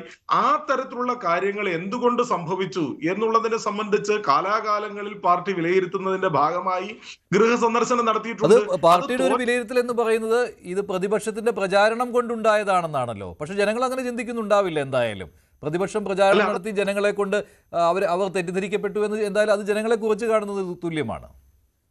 അല്ല, അതറിയട്ടെ മഞ്ജുഷ, ഈ ഗൃഹസന്ദർശനം ഇപ്പൊ കഴിഞ്ഞ തദ്ദേശ സ്വയംഭരണ തെരഞ്ഞെടുപ്പിന് മുന്നോടിയായും ഗൃഹസന്ദർശനം നടന്നു. അന്ന് പാർട്ടി ജയിച്ചു നിൽക്കുന്ന സന്ദർഭമല്ലേ? അതിനു മുമ്പ് പാർലമെന്റ് തെരഞ്ഞെടുപ്പിന്റെ സമയത്തും ഗൃഹസന്ദർശനം ഉണ്ടായിരുന്നു, സംഘടനാ സമ്മേളനങ്ങളുടെ സമയത്ത് ഗൃഹസന്ദർശനമുണ്ട്. ഇതൊന്നും ഇല്ലാതെ തന്നെ ഞാൻ പറഞ്ഞല്ലോ, ഒരു ബ്രാഞ്ചിന്റെ പ്രവർത്തനങ്ങളെ ചിട്ടപ്പെടുത്തുന്നതിന്റെ ഭാഗമായി ഒരു പാർട്ടി മെമ്പർക്ക് 10 കുടുംബം, മിനിമം 10 കുടുംബം എന്നുള്ള നിലയിൽ അതിലെ പാർട്ടി മെമ്പർമാരുടെ എണ്ണത്തിന് ആപേക്ഷികമായി ഡിവൈഡ് ചെയ്തുകൊണ്ട് ഉത്തരവാദിത്വം കൊടുത്തുകൊണ്ട് ആ 10 കുടുംബങ്ങളിലെ പ്രശ്നങ്ങൾ എന്താണ് എന്ന് കേൾക്കണം എന്നുള്ള സൂത്രവാക്യം, സമവാക്യം എത്രയോ നാളുകളായി CPM നടപ്പിലാക്കി. അത് നമ്മളിങ്ങനെ അതിനെ നമ്മൾ വക്രീകരിച്ച് ഈ തോൽക്കുന്ന സമയത്ത് അടവ് നയം എന്ന് പറഞ്ഞ് അത് ചർച്ച ചെയ്യുന്നു എന്നാണ് പ്രജിയുടെ ഒരു അഭിപ്രായം. അതായത് വ്യാഖ്യാനിക്കുന്നു എന്നാണ്. അല്ല, പ്രജിക്ക് അതല്ലേ പറയാൻ കഴിയുകയുള്ളൂ. കാരണം അദ്ദേഹം അവിടെ CPM-ന്റെ ഈ ഗൃഹസമ്പർക്കത്തിനെ ഡിഫെൻഡ് ചെയ്യാൻ വേണ്ടിയിട്ട് വന്നിരിക്കുന്നയാളാണ്. അപ്പോൾ അതിനെപ്പറ്റി അദ്ദേഹം ആ രീതിയിലത്തേക്കുള്ള ഒരു ന്യായവാദം മാത്രമേ ഇറക്കുകയുള്ളൂ. പക്ഷേ ഇത് പരാജയത്തിന് ശേഷം CPM നടത്താൻ ശ്രമിക്കുന്ന ഒരു ഡാമേജ് കൺട്രോൾ എന്ന രീതിയിൽ മാത്രമേ നമുക്കതിനെ കാണാൻ കഴിയുകയുള്ളൂ. കാരണം ജനങ്ങളുമായി വലിയ സമ്പർക്കത്തിൽ നിൽക്കുന്ന പാർട്ടിയാണ് എങ്കിൽ ഇപ്പോൾ ഈ ഒരു ഘട്ടത്തിൽ എന്തുകൊണ്ടാണ് നടക്കുന്നത് എന്ന് ചോദിച്ചു കഴിഞ്ഞാൽ അതിനുള്ള റീസൺ എന്ന് പറയുന്നത് ഈ ലോക്കൽ ബോഡി ഇലക്ഷൻസിൽ ഉണ്ടായിരിക്കുന്ന വലിയ പരാജയമാണ്. അപ്പൊ അതിനൊരു പാനിക് കൺട്രോൾ അല്ലെങ്കിൽ ഒരു പാനിക് മാനേജ്മെന്റ് എന്ന രീതിയിൽ മാത്രമേ നമ്മൾ അതിനെ കാണേണ്ടതായിട്ടുള്ളൂ. തന്നെയുമല്ല, ഈ ഗൃഹസമ്പർക്കത്തിൽ നടക്കുന്നത് എന്തായിരിക്കും? ഗൃഹസമ്പർക്കത്തിൽ അദ്ദേഹം സംവാദം എന്നുള്ള ഒരു വാക്കാണ് ഉപയോഗിച്ചത്. പക്ഷെ അത്തരത്തിലുള്ള ഒരു ഡയലോഗ് ആണോ സത്യത്തിൽ അവിടെ നടക്കുക? അതോ തങ്ങൾ തോറ്റതിന്റെ ഉത്തരവാദിത്തം, തങ്ങളുടെ മേൽ ആരോപിക്കപ്പെടുന്ന കുറ്റങ്ങളുടെ ഉത്തരവാദിത്തം അത് ഏറ്റെടുക്കാതെ ആ കുറ്റം മറ്റുള്ളവരിലേക്ക് തള്ളുക എന്നുള്ളതാണ്? അപ്പോൾ ഒരു ബ്ലെയിം ഷിഫ്റ്റിംഗ് അല്ലേ അവിടെ നടക്കാൻ പോകുന്നത്? സത്യത്തിൽ BJP ഒരു വലിയ വർഗീയ പാർട്ടിയായിട്ട് ഇവിടെ ഒരു ഭാഗത്ത് വളർന്നു വരുന്നു. കോൺഗ്രസിന്റെ ഭാഗത്ത് തന്നെയാണ് ഈ ശബരിമല സ്വർണ്ണക്കൊള്ളയുടെ തുടക്കം ഉള്ളത്. അല്ലെങ്കിൽ മറ്റു വിഷയങ്ങളിലെല്ലാം തന്നെ കോൺഗ്രസിനെ ബ്ലെയിം ചെയ്യുക, ഇങ്ങനെയുള്ള രീതിയിലത്തേക്ക് ഇപ്പോൾ വന്നിരിക്കുന്ന വിഷയത്തിലെ ഉത്തരവാദിത്തം ഏറ്റെടുക്കാതെ മറ്റുള്ളവരിലേക്ക് ബ്ലെയിം ഷിഫ്റ്റ് ചെയ്യാൻ വേണ്ടിയിട്ടാണ് അതിൽ ശ്രമിക്കുക. അതല്ല എങ്കിൽ ഞാൻ ചോദിക്കുന്നത്, CPM-ന്റെ പ്രധാനപ്പെട്ട നേതാക്കന്മാർ ശബരിമല സ്വർണ്ണക്കൊള്ളയിൽ അകത്ത് കിടക്കുന്ന സമയത്ത് നിങ്ങൾ അവർക്കെതിരെ എന്ത് നടപടി സ്വീകരിച്ചു എന്ന് ചോദിക്കുന്ന സമയത്ത് എന്ത് തരത്തിലുള്ള മറുപടി പറയാൻ കഴിയും? ഞങ്ങളല്ല, ഇത് മറ്റുള്ള ആൾക്കാരാണ്, നേരത്തെ തുടർന്നു വന്നതാണ്, ഞങ്ങളുടെ ആൾക്കാർക്ക് ഇതിനെക്കുറിച്ച് അറിവില്ലായിരുന്നു എന്നൊക്കെ പറയണമെങ്കിൽ മറ്റുള്ള ആൾക്കാരെ കുറ്റം പറഞ്ഞിട്ടേ മതിയാകുകയുള്ളൂ. അത് അത്രേ ഉണ്ടാവുകയുള്ളൂ പ്രജി. അത് പ്രതീക്ഷിച്ചാൽ മതിയല്ലോ അല്ലേ? UDF-ലേക്ക് സ്വർണ്ണക്കൊള്ളയുടെ ഈ പാപഭാരം ഇറക്കി വെക്കുക എന്നുള്ളത് കൂടിയാണ്. അതാണല്ലോ പ്രതിപക്ഷത്തിന്റെ വ്യാജ പ്രചാരണം എന്ന് പറഞ്ഞ് മുൻകൂർ ജാമ്യം എടുത്തതും. ശ്രീ പ്രജി, അങ്ങനല്ലല്ലോ. ഈ ശബരിമല വിഷയവുമായി ബന്ധപ്പെട്ട് CPM-ന്റെ സംസ്ഥാന കമ്മിറ്റിയുടെ സെക്രട്ടറി വളരെ കൃത്യമായ ഒരു ഉത്തരം പൊതുസമൂഹത്തിനോട് പറഞ്ഞു. എന്തുകൊണ്ടാണ് ഇപ്പോ അവരെ സംഘടനാ നടപടി എടുക്കാത്തത് എന്നുള്ളതിനെ സംബന്ധിച്ച് CPM-ന്റെ ഒരു വിശദീകരണം വന്നല്ലോ. അതാണ് CPM-ന്റെ വിശദീകരണം. ആ വിശദീകരണത്തിനെ അത് ബ്ലെയിം ചെയ്യലായിട്ടോ അല്ലെങ്കിൽ ന്യായീകരിക്കുന്നതായിട്ടോ, ന്യായീകരണ തൊഴിലാളികൾ ക്യാപ്സൂൾ വിഴുങ്ങിയതായിട്ട് അതിനുശേഷം പറയുന്നതായിട്ടോ എങ്ങനെ വേണമെങ്കിലും വ്യാഖ്യാനിക്കാം. കാരണം രാഷ്ട്രീയത്തിൽ ഓരോ രാഷ്ട്രീയ പാർട്ടികളും അവരുടെ നീതികളെ, അവരുടെ പ്രവൃത്തികളെ നീതീകരിക്കാനുള്ള ശ്രമമാണല്ലോ പൊതുസമൂഹത്തിന്റെ മുമ്പിൽ നടത്തുന്നത്. അപ്പൊ അതിന്റെ ഭാഗമായി ഇപ്പൊ ശബരിമല വിഷയമെന്നല്ല, കഴിഞ്ഞ 10 വർഷക്കാലമായി കേരളത്തിന്റെ വികസന പന്ഥാവിൽ ഇടതുപക്ഷ ജനാധിപത്യ മുന്നണി നടത്തിയിട്ടുള്ള വികസന പ്രവർത്തനങ്ങൾ അത് ജനങ്ങളിൽ എത്തിക്കുന്നതിൽ, വേണ്ട വിധത്തിൽ എത്തിക്കുന്നതിൽ കാര്യക്ഷമമായ പ്രവർത്തനം പാർട്ടി ബ്രാഞ്ചുകളിൽ അതോടൊപ്പം തന്നെ പാർട്ടി ഘടകങ്ങളിൽ നടന്നിട്ടുണ്ടോ എന്നുള്ളത് ചർച്ച ചെയ്തതിന്റെ അടിസ്ഥാനത്തിലാണ് തീർച്ചയായും ഒരു ഗൃഹസമ്പർക്ക പരിപാടി. അത് ഇപ്പൊ ഇലക്ഷൻ സമയത്ത് കുടുംബയോഗങ്ങൾ സംഘടിപ്പിക്കും CPM. പണ്ട് കോർണർ മീറ്റിങ്ങുകളായിരുന്നു ഉണ്ടായിരുന്നത്. ഇന്നിപ്പോ അതിൽ നിന്ന് വ്യത്യസ്തമായി, വ്യതിരിക്തമായി കുടുംബങ്ങളിലേക്ക് 5ഉം 6ഉം കുടുംബങ്ങളെ ചേർത്ത് നിർത്തിക്കൊണ്ട് കുടുംബയോഗം വിളിച്ച് അവിടെ പാർട്ടിയുടെ പോളിസി ഇന്നതാണ്. ഇപ്പൊ ശ്രീജിത്ത് പണിക്കരെ പോലെ ഒരാൾക്ക് സ്വാഭാവികമായിട്ടും പാർട്ടി പറയുന്ന അത്തരം കാര്യങ്ങളെ പൊതുസമൂഹത്തിനെ ബ്ലെയിം ചെയ്യുന്നതാണ് എന്നല്ലേ പറയാൻ കഴിയൂ.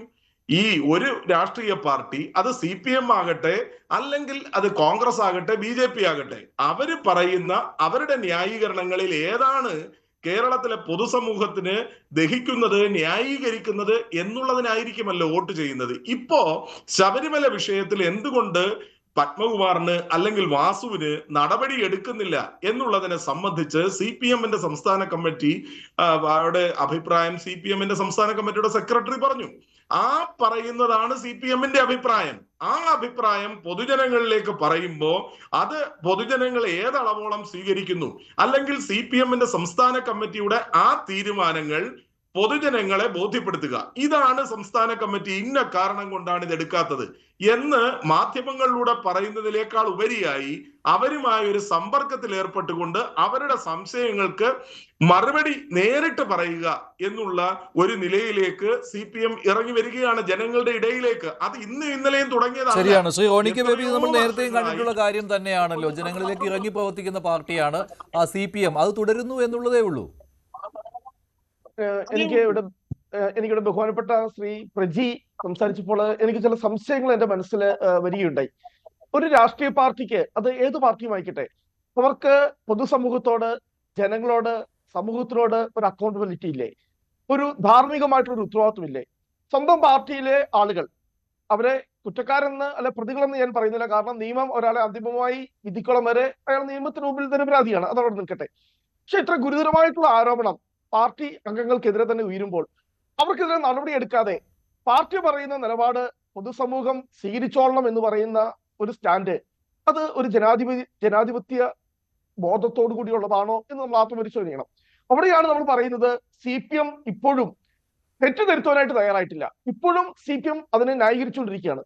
കാരണം ഞാൻ പറഞ്ഞല്ലോ, CPM-ന്റെ പാർട്ടിക്ക് പുറത്തുള്ളവർ മാത്രമല്ല, CPM-നകത്തുള്ള ആളുകൾ പോലും, ബഹുഭൂരിപക്ഷം ആളുകൾ പോലും, പാർട്ടി സഖാക്കൾ പോലും, ഇവർ പോലും ഈ CPM-ന്റെ ഈ നിലപാടിൽ, ഈ ശബരിമല വിഷയത്തിൽ ഞാൻ പറഞ്ഞല്ലോ, CPM-ന്റെ നിലപാടിനെ ഈ കേരളത്തിലെ ജനങ്ങൾ രണ്ട് കൈ നീട്ടി സ്വീകരിക്കുമായിരുന്നു. എപ്പോൾ ആരോപണ വിധേയരായ ആളുകൾ അവർക്കെതിരെ നടപടി എടുത്ത് മാറ്റി നിർത്തി നിങ്ങൾ പൊതുസമൂഹത്തിലേക്ക് വന്ന്, ജനങ്ങളിലേക്ക് വന്ന് ഇതാണ് യഥാർത്ഥ കാതലായ വിഷയം എന്ന് ജനങ്ങളുടെ മുമ്പിൽ പറയുമ്പോൾ ജനങ്ങൾക്ക് പൂർണ്ണമായും അത് ഉൾക്കൊള്ളാൻ കഴിയും. പക്ഷേ ആരോപണ വിധേയരായ ആളുകളെ പൊതിഞ്ഞ് കൂട്ടി സംരക്ഷിച്ച് നിർത്തിക്കൊണ്ട് നിങ്ങൾ ന്യായീകരണമായിട്ട് വരുമ്പോൾ ഇത് വെറും ന്യായീകരണം മാത്രമാണ്, ഇത് ഒരു തട്ടിപ്പാണ് എന്ന് തിരിച്ചറിയാനുള്ള ഒരു രാഷ്ട്രീയ ബോധം കേരളത്തിലെ ജനങ്ങൾക്കുണ്ട്. പിന്നെ മഞ്ജുഷ നേരത്തെ ചോദിച്ചൊരു ചോദ്യം, അതിന് എനിക്ക് ഉത്തരം നൽകാൻ വേണ്ടി മഞ്ജുഷിന് എനിക്ക് സമയം തന്നില്ല.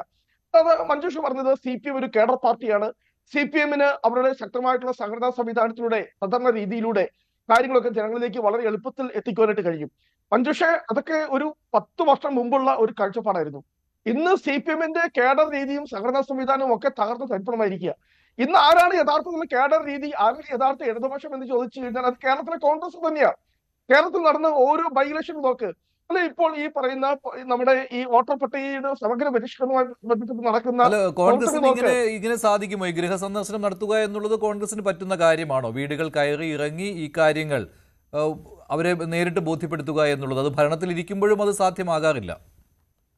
മഞ്ജുഷ, അത് ഞാൻ പറഞ്ഞല്ലോ, 25 വർഷം മുമ്പ് മഞ്ജുഷ ചോദ്യം ചോദിച്ചിരുന്നെങ്കിൽ ഒരു പക്ഷേ ശരിയായിരിക്കാം. പക്ഷെ ഇന്ന് കോൺഗ്രസിനോട് മാറി മഞ്ജുഷ. ഞാൻ ആ പാർട്ടിക്കകത്ത് നിന്ന് പ്രവർത്തിക്കുന്നുണ്ട്. CPM-നേക്കാളും വളരെ കൃത്യമായ രീതിയിലുള്ള കേഡർ രീതിയിലൂടെ ഞങ്ങൾ നിരന്തരമായി യോഗങ്ങൾ ചേരുന്നു, കമ്മിറ്റികൾ ചേരുന്നു, ഗൃഹസമ്പർക്കം പരിപാടികൾ നടത്തിക്കൊണ്ടിരിക്കുന്നു. ഇപ്പോൾ ഈ വോട്ടർ പട്ടികയുടെ സമഗ്ര പരിഷ്കരണവുമായി ബന്ധപ്പെട്ട് ഞങ്ങൾ മറ്റൊരു പരിപാടിയും ഈ കഴിഞ്ഞ ഒരു 10 ദിവസത്തേക്ക് ഏറ്റെടുക്കേണ്ട എന്ന പാർട്ടി നിർദ്ദേശം. മുഴുവൻ വീടുകൾ സന്ദർശിച്ച് വോട്ടർ പട്ടികയിൽ നിന്ന് പുറത്തായ ആളുകളെ ഉൾപ്പെടുത്താൻ വേണ്ടി, പുതിയ വോട്ടർമാരെ ചേർക്കാൻ വേണ്ടി. ഇപ്പോൾ ഞങ്ങൾ ത്രിതല പഞ്ചായത്ത് തെരഞ്ഞെടുപ്പിൽ ഞങ്ങൾ നേടിയ ജയത്തെ ഒരു നെഗറ്റീവ് വോട്ടായി ഭഗവാനോട് മഞ്ജുഷ കാണരുത്. ഞങ്ങളുടെ പ്രവർത്തകർ കഠിനാധ്വാനം ചെയ്ത് അഹോരാത്രം പോരാടി ഈ തെരുവുകളിൽ, ഈ നാടുകളിൽ ഓരോ വീടുകളിലും കയറി ഇറങ്ങി ഈ സർക്കാരിനെതിരെ പ്രചരണം നടത്തി പോസിറ്റീവായി തന്നെ ഞങ്ങൾ മേടിച്ചു വോട്ടാ. അല്ലാതെ ഞങ്ങൾ വീടുകളിൽ കയ്യും കെട്ടി നിന്ന് ജനങ്ങള് ഈ പറയുന്ന സർക്കാരിനെതിരെ പ്രതിഷേധം ഉണ്ടായി ജനം ഒഴുകി വന്ന് സർക്കാരിനെതിരെ വോട്ട് ചെയ്തതല്ല. ഞങ്ങൾ നടത്തിയ ക്രിയാത്മകമായ ഇടപെടലുകൾ. അത് ഇനിയെങ്കിലും ഈ കേരളത്തിലെ മാധ്യമ ലോകം ഒന്ന് ഈ പറയുന്ന നിങ്ങള് ഈ കുറെ കാഴ്ചപ്പാടുണ്ട് CPM കേഡർ ഇന്ന് പരിശോധിക്കേ. CPM-ന്റെ ഉരുക്ക് കോട്ടകളിൽ പോലും CPM തോറ്റുപോയി. പുന്നപ്ര, വയലാർ ഉൾപ്പെടെ അവരുടെ രക്തസാക്ഷി കുടീരങ്ങൾ തുടങ്ങുന്ന അവരുടെ വൈകാരികമായി വലിയ അറ്റാച്ച്മെന്റ് ഉള്ള എത്രയോ സ്ഥലങ്ങളിൽ, CPM-ന്റെ ഉരുക്ക് കോട്ടകളിൽ, CPM-ന്റെ പാർട്ടി ഗ്രാമങ്ങളിൽ എന്തുകൊണ്ട് CPM ഈ പ്രാവശ്യം പരാജയപ്പെട്ടു? കണ്ണൂർ ഉൾപ്പെടെ, ഉത്തര മലബാർ ഉൾപ്പെടെ, ആലപ്പുഴ ഉൾപ്പെടെ എത്രയോ പ്രദേശങ്ങളിൽ എനിക്ക് ചൂണ്ടിക്കളിക്കാൻ കഴിയും. ഇവിടെയൊക്കെ എന്താ CPM-നെതിരെ നെഗറ്റീവ് വോട്ട് കൊണ്ടാണ് ഞങ്ങൾ ജയിച്ചത്? അല്ല, ഞങ്ങൾ പോരാടി തന്നെ, ഞങ്ങൾ കൃത്യമായി തന്നെ. പിന്നെ ഞങ്ങൾ ഈ പറയുന്ന അഖിലേന്ത്യാ സെക്രട്ടറി, ഇവിടെ ബഹുമാനപ്പെട്ട പ്രിൻസി പറഞ്ഞു, ഇത് എല്ലാ കാലത്തും സംഭവിച്ചുകൊണ്ടിരിക്കുന്നതാണ്. ഞങ്ങള് പിന്നെ ബ്രാഞ്ച് കമ്മിറ്റി 10 വീടിന് വെച്ച് മേൽനോട്ടം കൊണ്ട് കാര്യങ്ങൾ. പക്ഷെ അപ്പൊ എനിക്ക് തോന്നുന്ന ഒരു സ്വാഭാവിക സംശയം, ഇപ്പോൾ അഖിലേന്ത്യാ സെക്രട്ടറി പോലും കേരളത്തിൽ വന്ന് ഗൃഹസമ്പർക്കം നടത്തുന്ന അവസ്ഥയിലേക്ക് മാറിയിരിക്കുക. അപ്പൊ കേരളത്തിൽ മാത്രമേ ഇപ്പോൾ അഖിലേന്ത്യാ സെക്രട്ടറിക്ക് ഗൃഹസമ്പർക്കം നടത്താൻ ചോദ്യം കൂടി അവിടെ ഉയരുന്നുണ്ട്. അപ്പോൾ ഇന്ന് ബഹുമാനപ്പെട്ട അഖിലേന്ത്യാ സെക്രട്ടറി സഖാവ് MA ബേബി അദ്ദേഹം പറഞ്ഞ ചില കാര്യങ്ങൾ ഇത് എനിക്ക് മാത്രമല്ല കോൺഗ്രസിന് പുറത്തു നിൽക്കുന്ന പൊതുസമൂഹത്തിന് മാത്രം ദഹിക്കുമെന്ന് എനിക്ക് തോന്നുന്നു. അദ്ദേഹം വർഗീയതക്കെതിരെ ചെറുത്തു തോൽപ്പിക്കാൻ വേണ്ടി കൂടിയാണ് ഞങ്ങൾ ഈ ഗൃഹസമ്പർക്കം. ഒരു കാര്യം ചോദിച്ചു നോക്കട്ടെ, ജനുവരി 2-ാം തീയതിയാണ് വെള്ളാപ്പള്ളി നടേശൻ ആദ്യമായി കേരള വിസ്മൃതിയിൽ ആണ്ടുപോയ, നമ്മൾ മറന്നുപോയ, നമ്മൾ ഒരിക്കലും ഓർക്കാൻ ആഗ്രഹിക്കാത്ത മാറാട് എന്ന വിഷയം ജനുവരി 2-ാം തീയതി നടന്ന പത്രസമ്മേളനത്തിലാണ് ആദ്യമായി വെള്ളാപ്പള്ളി നടേശൻ ഉയർത്തിക്കൊണ്ടുവന്നു. 5 ദിവസം കഴിഞ്ഞപ്പോൾ പാർട്ടിയുടെ സമുന്നതനായ നേതാവ് AK ബാലൻ ആ വിഷയം ഉയർത്തിക്കൊണ്ടുവരുന്നു. മുഖ്യമന്ത്രി ഒന്ന് തിരുത്തുവാൻ പോലും തയ്യാറായില്ല. മുഖ്യമന്ത്രി AK ബാലൻ പറഞ്ഞതിനെ ആവർത്തിക്കുകയാണ്. AK ബാലൻ പറഞ്ഞതിനെയല്ല, വെള്ളാപ്പള്ളി നടേശൻ പറഞ്ഞതിനെ ആവർത്തിക്കുകയാണ്. ശരി, ഇത് കഷ്ടപ്പെടുമല്ലോ ശ്രീ പ്രിജി, കഷ്ടപ്പെടുമല്ലോ CPM-ന്റെ. ഇപ്പോൾ ഞാൻ പറയുന്ന മുതിർന്ന നേതാക്കളുടെ കാര്യമല്ല, താഴെ തട്ടിലുള്ള നേതാക്കൾ കഷ്ടപ്പെടും ഇക്കാര്യത്തിൽ എന്ത് വിശദീകരണം നൽകണമെന്ന്. കാരണം അവരുടെ ഒരു വികാരമുണ്ട്. കഴിഞ്ഞ തദ്ദേശ ഭരണ തെരഞ്ഞെടുപ്പിൽ അത് പ്രതിഫലിച്ചതുമാണ്. മറുപടി നൽകാൻ പറ്റാത്ത പല വിഷയങ്ങളും ഉണ്ടായിരുന്നു. ഇനി അവരോട് വീട് കയറി വിശദീകരിക്കണം എന്ന് പറയുമ്പോൾ ജനങ്ങൾ നേരിട്ട് അവരോട് ചോദിക്കാൻ പോവുകയാണ്. കഷ്ടപ്പെടും CPM-ന്റെ നേതാക്കൾ സ്വാഭാവികമായിട്ടും. ഗൃഹസന്ദർശനം ഇടയ്ക്ക് വെച്ച് നിർത്തിവെക്കേണ്ടി വരുമോ എന്ന് ഇനി അറിയേണ്ടതുള്ളൂ. ഒരിക്കലും ഇല്ല മഞ്ജുഷേ. കാരണം ഈ ഗൃഹങ്ങളിൽ പോവുക, അവരുമായി സമ്പർക്കത്തിൽ ഏർപ്പെടുക, അവരുമായി ആശയവിനിമയം നടത്തുക എന്നുള്ളത് CPM-ന്റെ അഖിലേന്ത്യാ സെക്രട്ടറി മുതൽ ഇങ്ങേയറ്റത്തുള്ള ഒരു സാധാരണ മെമ്പർ വരെ ചെയ്യുന്ന പ്രവൃത്തിയാണ്. അങ്ങനെ ഒരു സംഘടന പാർട്ടി വീടുകൾ മാത്രമേ കയറുകയുള്ളൂ അല്ലല്ലോ? എല്ലാ വീടുകളിലും എല്ലാ ഗൃഹസന്ദർശനം എന്ന് പറഞ്ഞാൽ അങ്ങനെ പാർട്ടിക്കാരെ മാത്രം ബോധ്യപ്പെടുത്താനല്ലല്ലോ. ഒരു ജനാധിപത്യ സംവിധാനത്തിൽ അങ്ങനെ പാർട്ടിക്കാർ മാത്രം വോട്ട് ചെയ്താലാണോ ഒരു പാർട്ടി അധികാരത്തിൽ വരുന്നത്? മഞ്ജുഷ ഒന്ന് ആലോചിച്ച് നോക്കൂ. കേരളത്തിൽ അങ്ങനെയാണെങ്കിൽ മറുപടി വളരെ ക്ഷമയോടെ കേൾക്കേണ്ടി വരും കേട്ടോ ഇത്തരം കാര്യം. കാരണം അത്രമാത്രം ജനങ്ങൾക്ക് പറയാനുണ്ടാവും. തയ്യാറായാണ് ഈ ഗൃഹസന്ദർശനത്തിന് പോകുന്നത്. അതായത് ഈ പാർട്ടിയുടെ അടിത്തറ എന്ന് പറയുന്നത് പലപ്പോഴും പല മാധ്യമങ്ങളും അല്ലെങ്കിൽ ഇവിടെ പങ്കെടുക്കുന്ന കോൺഗ്രസിന്റെ പ്രതിനിധി ഉൾപ്പെടെയുള്ള ആളുകൾ പലപ്പോഴും കളിയാക്കി പറഞ്ഞിട്ടുള്ളത് ബക്കറ്റിലൂടെ അല്ലെങ്കിൽ ബക്കറ്റ് പിരിവിലൂടെ പടുത്തുയർത്തിയ പാർട്ടി എന്ന് CPM-നെയും ഇടത് പ്രസ്ഥാനങ്ങളെയും പലപ്പോഴും കളിയാക്കാറുണ്ട്. എങ്ങനെയാണ് ഈ ബക്കറ്റ് പിരിവ് നടത്തുന്നത്? ഗൃഹങ്ങളിൽ പോയി തന്നെയാണ്. അക്ഷയ ഖനിയാണ് ബക്കറ്റുകൾ എന്നാണ് CPM-ന്റെ സംസ്ഥാന കമ്മിറ്റിയുടെ സെക്രട്ടറി പറഞ്ഞത്. അത് ബക്കറ്റിൽ വീഴുന്ന പൈസ എന്നുള്ളത് കൊണ്ടല്ല, അതുവഴി ഗ്രഹങ്ങളിൽ ഓരോ ആളുകളുമായി ഓരോ സാധാരണക്കാരനുമായി സംവദിക്കുന്ന, ആശയവിനിമയം നടത്തുന്ന, ഈ പറയുന്ന പ്രയാസകരമായ പ്രശ്നങ്ങൾക്കെല്ലാം പരിഹാരം നിർദ്ദേശിക്കുന്ന ആശയവിനിമയം എന്നുള്ളതാണ് പണ്ടും ഇപ്പോഴും ഇനിയും CPM നടത്താൻ പോകുന്നത്. അത് നമ്മൾ ഈ സോഷ്യൽ മീഡിയ വഴി നടത്തുന്ന AI പ്രചരണമല്ല. നേരെ മറിച്ച് പച്ചയായ മനുഷ്യന്റെ മുമ്പിലേക്ക് ചെന്ന് ഓരോ വീടുകളിലേക്കും ചെന്ന് അവർ ചോദിക്കുന്ന ഏത് പ്രയാസകരമായ ചോദ്യങ്ങൾക്കും ഉത്തരം പറയുക എന്നുള്ള ഉത്തരവാദിത്വത്തോടു കൂടി ബാധ്യതയോടുകൂടി ഞങ്ങൾ ഓരോ വീടുകളിലും പോകുമ്പോ അവിടെ ഞങ്ങൾ ഇതിന് ഉത്തരം പറയുന്നതോടൊപ്പം തന്നെ കഴിഞ്ഞ 10 വർഷങ്ങളായി കേരളത്തിലെ ഇടതുപക്ഷ ജനാധിപത്യ മുന്നണി സർക്കാർ കേരളത്തിന് വികസനത്തിന്റെ പാതയിലേക്ക് ഓരോ രംഗത്തും, ആരോഗ്യരംഗത്ത്, വിദ്യാഭ്യാസ രംഗത്ത്, അങ്ങനെ ഓരോ രംഗത്തും വരുത്തിയിട്ടുള്ള കാതലായ മാറ്റങ്ങൾ ഞങ്ങൾ അവരെ ബോധ്യപ്പെടുത്തും. പാർട്ടിക്ക് അവർക്ക് ബോധ്യപ്പെട്ടത് കൊണ്ടാണല്ലോ തദ്ദേശ ഭരണ തെരഞ്ഞെടുപ്പിൽ തിരിച്ചടി ഉണ്ടായത്. ഇനി അത് മറിച്ച് എങ്ങനെ ബോധ്യപ്പെടുത്താനാണ് അഡ്വക്കേറ്റ് PA പ്രജി? അവിടെയാണ് നേതാക്കന്മാർ ബുദ്ധിമുട്ടുമെന്ന് പറയുന്നത്. ഇപ്പോൾ വലിയ നേതാക്കന്മാർക്ക് ഈ പാർട്ടി വീടുകളിൽ കയറി ഫോട്ടോയ്ക്ക് പോസ്റ്റ് ചെയ്ത് മടങ്ങാം. അങ്ങനെയല്ല താഴെ തട്ടിലുള്ള നേതാക്കളുടെ കാര്യം. അല്ല, ഒരിക്കലും എനിക്ക് തോന്നുന്നില്ല. വലിയ നേതാവായാലും ചെറിയ നേതാവായാലും രാഷ്ട്രീയ മതഭേദമന്യേ എല്ലാ വീടുകളും സന്ദർശിക്കും. അവരോട് എല്ലാ കാര്യങ്ങളും സഹവർത്തിത്വത്തോടുകൂടി സമാധാനത്തോടുകൂടി മറുപടി പറയുകയും അവരുമായി ആശയവിനിമയം നടത്തുകയും ചെയ്യും. അതാണ് ഈ പരിപാടി കൊണ്ട് ഉദ്ദേശിക്കുന്നത്. അത് ഈ തെരഞ്ഞെടുപ്പുമായി ഇപ്പോ CPM തുടങ്ങിയതല്ല. മഞ്ജുഷ് ഒന്ന് തൊട്ട് പുറകേക്കൊന്ന് നോക്കി. എത്രയോ വർഷങ്ങളായി ഇല്ലെന്ന് പറഞ്ഞിട്ടില്ല കേട്ടോ, ആരും പറഞ്ഞിട്ടില്ല. ഉണ്ട്, അങ്ങനെ ഗൃഹസന്ദർശനം നടത്താറുണ്ട്, വീടുകൾ കയറി ഇറങ്ങി. അത് ഞാൻ ആദ്യം തന്നെ പറഞ്ഞുവല്ലോ, സംഘടനാ സംവിധാനത്തിന്റെ മിടുക്കിന്റെ കാര്യവും ഞാൻ പറഞ്ഞിരുന്നു. അതുപോലെ തന്നെ എത്രയോ വർഷങ്ങളായി കുടുംബയോഗങ്ങൾ സംഘടിപ്പിക്കുന്നു. തെരഞ്ഞെടുപ്പ് അടുക്കുമ്പോൾ പണ്ട് നമുക്കറിയാം, ഒരു വാഹനത്തിൽ മൈക്കും കെട്ടി കോർണറുകളിൽ പോയി നിന്ന് പ്രസംഗിക്കുന്ന ഒരു രീതിയായിരുന്നു കേരളത്തിലെ തെരഞ്ഞെടുപ്പ് രംഗങ്ങൾ ഉണ്ടായിരുന്നത്. ഇപ്പോ അത് മാറിയില്ലേ? 10 വീടുകളെ ചേർത്ത് ഒരു വീട്ടിൽ ഒരു കുടുംബയോഗം വിളിക്കുകയും അവിടെ വരുന്നത് ഇപ്പോൾ തീരുമാനിച്ചിട്ടുള്ളത് സംസ്ഥാന കമ്മിറ്റിയുടെ നേതാക്കന്മാരടക്കം കുടുംബയോഗങ്ങളിൽ പങ്കെടുക്കുന്ന നിലയിലേക്ക് പാർട്ടി മാറുകയാണ്. കുടുംബയോഗങ്ങളൊക്കെ പതിവായി ചേരുന്നതാണ്. ശ്രീത് പണിക്കർ, ഇത് ക്ഷമയോടെ കേൾക്കണം എന്നുള്ള ഒരു നിർദ്ദേശം പ്രത്യേകമായി തന്നെ നൽകിയിട്ടുണ്ട് കേട്ടോ. അതെന്ത് കാരണം എന്താണെന്ന് അറിയാമല്ലോ. അല്ല നോക്കൂ ഇവിടെ അല്ലാതെ നോക്കൂ അല്ലെ ഇവിടെ നമ്മളൊരു കാര്യം മനസ്സിലാക്കുക. CPM-ന്റെ സംസ്ഥാന സെക്രട്ടറി ശ്രീ MV ഗോവിന്ദൻ ഈ തദ്ദേശ ഭരണ തെരഞ്ഞെടുപ്പിൽ പരാജയമുണ്ടായ സമയത്ത് മാധ്യമങ്ങളുടെ മുന്നിൽ പറഞ്ഞ പ്രധാനപ്പെട്ട 3 കാര്യങ്ങളുണ്ട്. അതിലൊന്ന്, സർക്കാരിനെതിരെ ഒരു തരത്തിലുള്ള ഭരണവിരുദ്ധ വികാരവും ഉണ്ടായിട്ടില്ല, അത് തെരഞ്ഞെടുപ്പിൽ പ്രതിഫലിച്ചിട്ടില്ല എന്ന് തന്നെയാണ്. രണ്ടാമത് അദ്ദേഹം പറഞ്ഞത് ന്യൂനപക്ഷത്തിന്റെ വോട്ടുകളൊന്നും തന്നെ CPM-ൽ നിന്ന് ചോർന്നിട്ടില്ല എന്നാണ്. മൂന്നാമത് അദ്ദേഹം പറഞ്ഞത് ശബരിമല വിഷയം ഒരു തിരിച്ചടി ആയിട്ടില്ല എന്നുമാണ്. അപ്പൊ അതിന്റെ അർത്ഥം എന്താണ് എന്ന് വെച്ച് കഴിഞ്ഞാൽ പാർട്ടി ഡിനയൽ മോഡിലാണ് എന്നാണ്. ന്യൂനപക്ഷങ്ങളുടെ വോട്ട് അകന്നു എന്നുള്ളതൊരു വസ്തുതയാണ്. ആന്റി ഇൻകംബൻസി ഫാക്ടർ ഈ കഴിഞ്ഞ തെരഞ്ഞെടുപ്പിൽ പ്രവർത്തിച്ചു എന്നുള്ളതൊരു ഫാക്ടറാണ്. അതേപോലെ തന്നെ ശബരിമല എന്നത് ഏറ്റവും കൂടുതലായിട്ട് പാർട്ടിക്ക് ഒരു തിരിച്ചടിയായി എന്നുള്ളതും ഒരു വസ്തുതയാണ്. എന്ന് വെച്ചാൽ യാഥാർത്ഥ്യ ബോധം തീരെ ഇല്ലാത്ത രീതിയിലത്തേക്ക് പാർട്ടി ഇപ്പോഴും പെരുമാറുന്നു എന്നാണ് അതിന്റെ അർത്ഥം. പരാജയത്തിനെ ഗൗരവമായിട്ട് അവർ അംഗീകരിക്കുന്നില്ല. BJP-യുടെയും കോൺഗ്രസിന്റെയും ഏറ്റവും വലിയ ഗുണം, അവർ ഏതെങ്കിലും ഒരു തെരഞ്ഞെടുപ്പിൽ പരാജയപ്പെട്ടിട്ടുണ്ടെങ്കിൽ ആ പരാജയപ്പെട്ടു എന്നുള്ളത് അവർ തന്നെ സമ്മതിക്കും. മറ്റാരെങ്കിലും അത് ആരോപിക്കേണ്ടുന്ന കാര്യമില്ല. CPM-ന്റെ കാര്യത്തിൽ നമ്മളത് ആരോപിച്ചാലും ഡേറ്റ കൊടുത്തു കഴിഞ്ഞാലും ഏറ്റവും ദുർഘടമായിട്ടുള്ള ഒരു കാര്യം എന്ന് പറയുന്നത് തോറ്റു എന്ന് CPM-നെ കൊണ്ട് അംഗീകരിപ്പിക്കുന്നതാണ്. CPM-കാരെ സമ്മതിക്കത്തില്ല.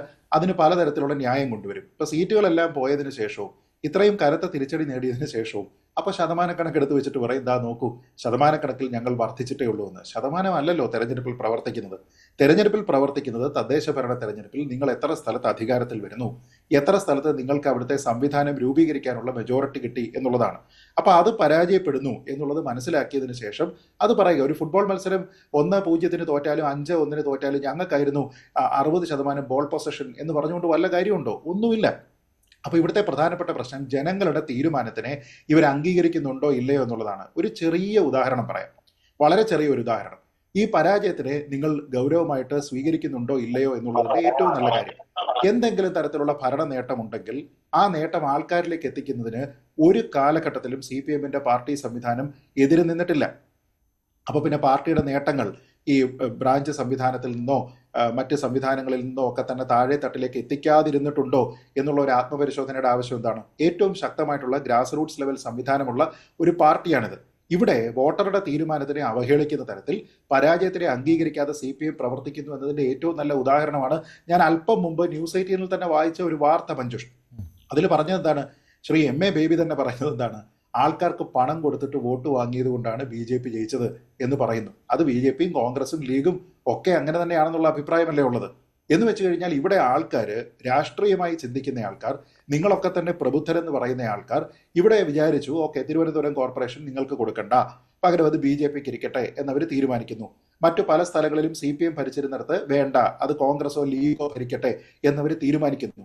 അപ്പൊ അത് പണം കൊടുത്തിട്ട് വോട്ട് വാങ്ങിയതാണെന്ന് പറഞ്ഞു കഴിഞ്ഞാൽ നിങ്ങളോട് ആക്ഷേപിക്കുന്നത് BJP മറുപടി അത് വോട്ടറെ അവഹേളിക്കുന്നതിന് തുല്യമാണല്ലോ. അപ്പോൾ ആ വീടുകളിൽ കയറി ചെന്ന് MA ബേബി എന്ത് പറയും?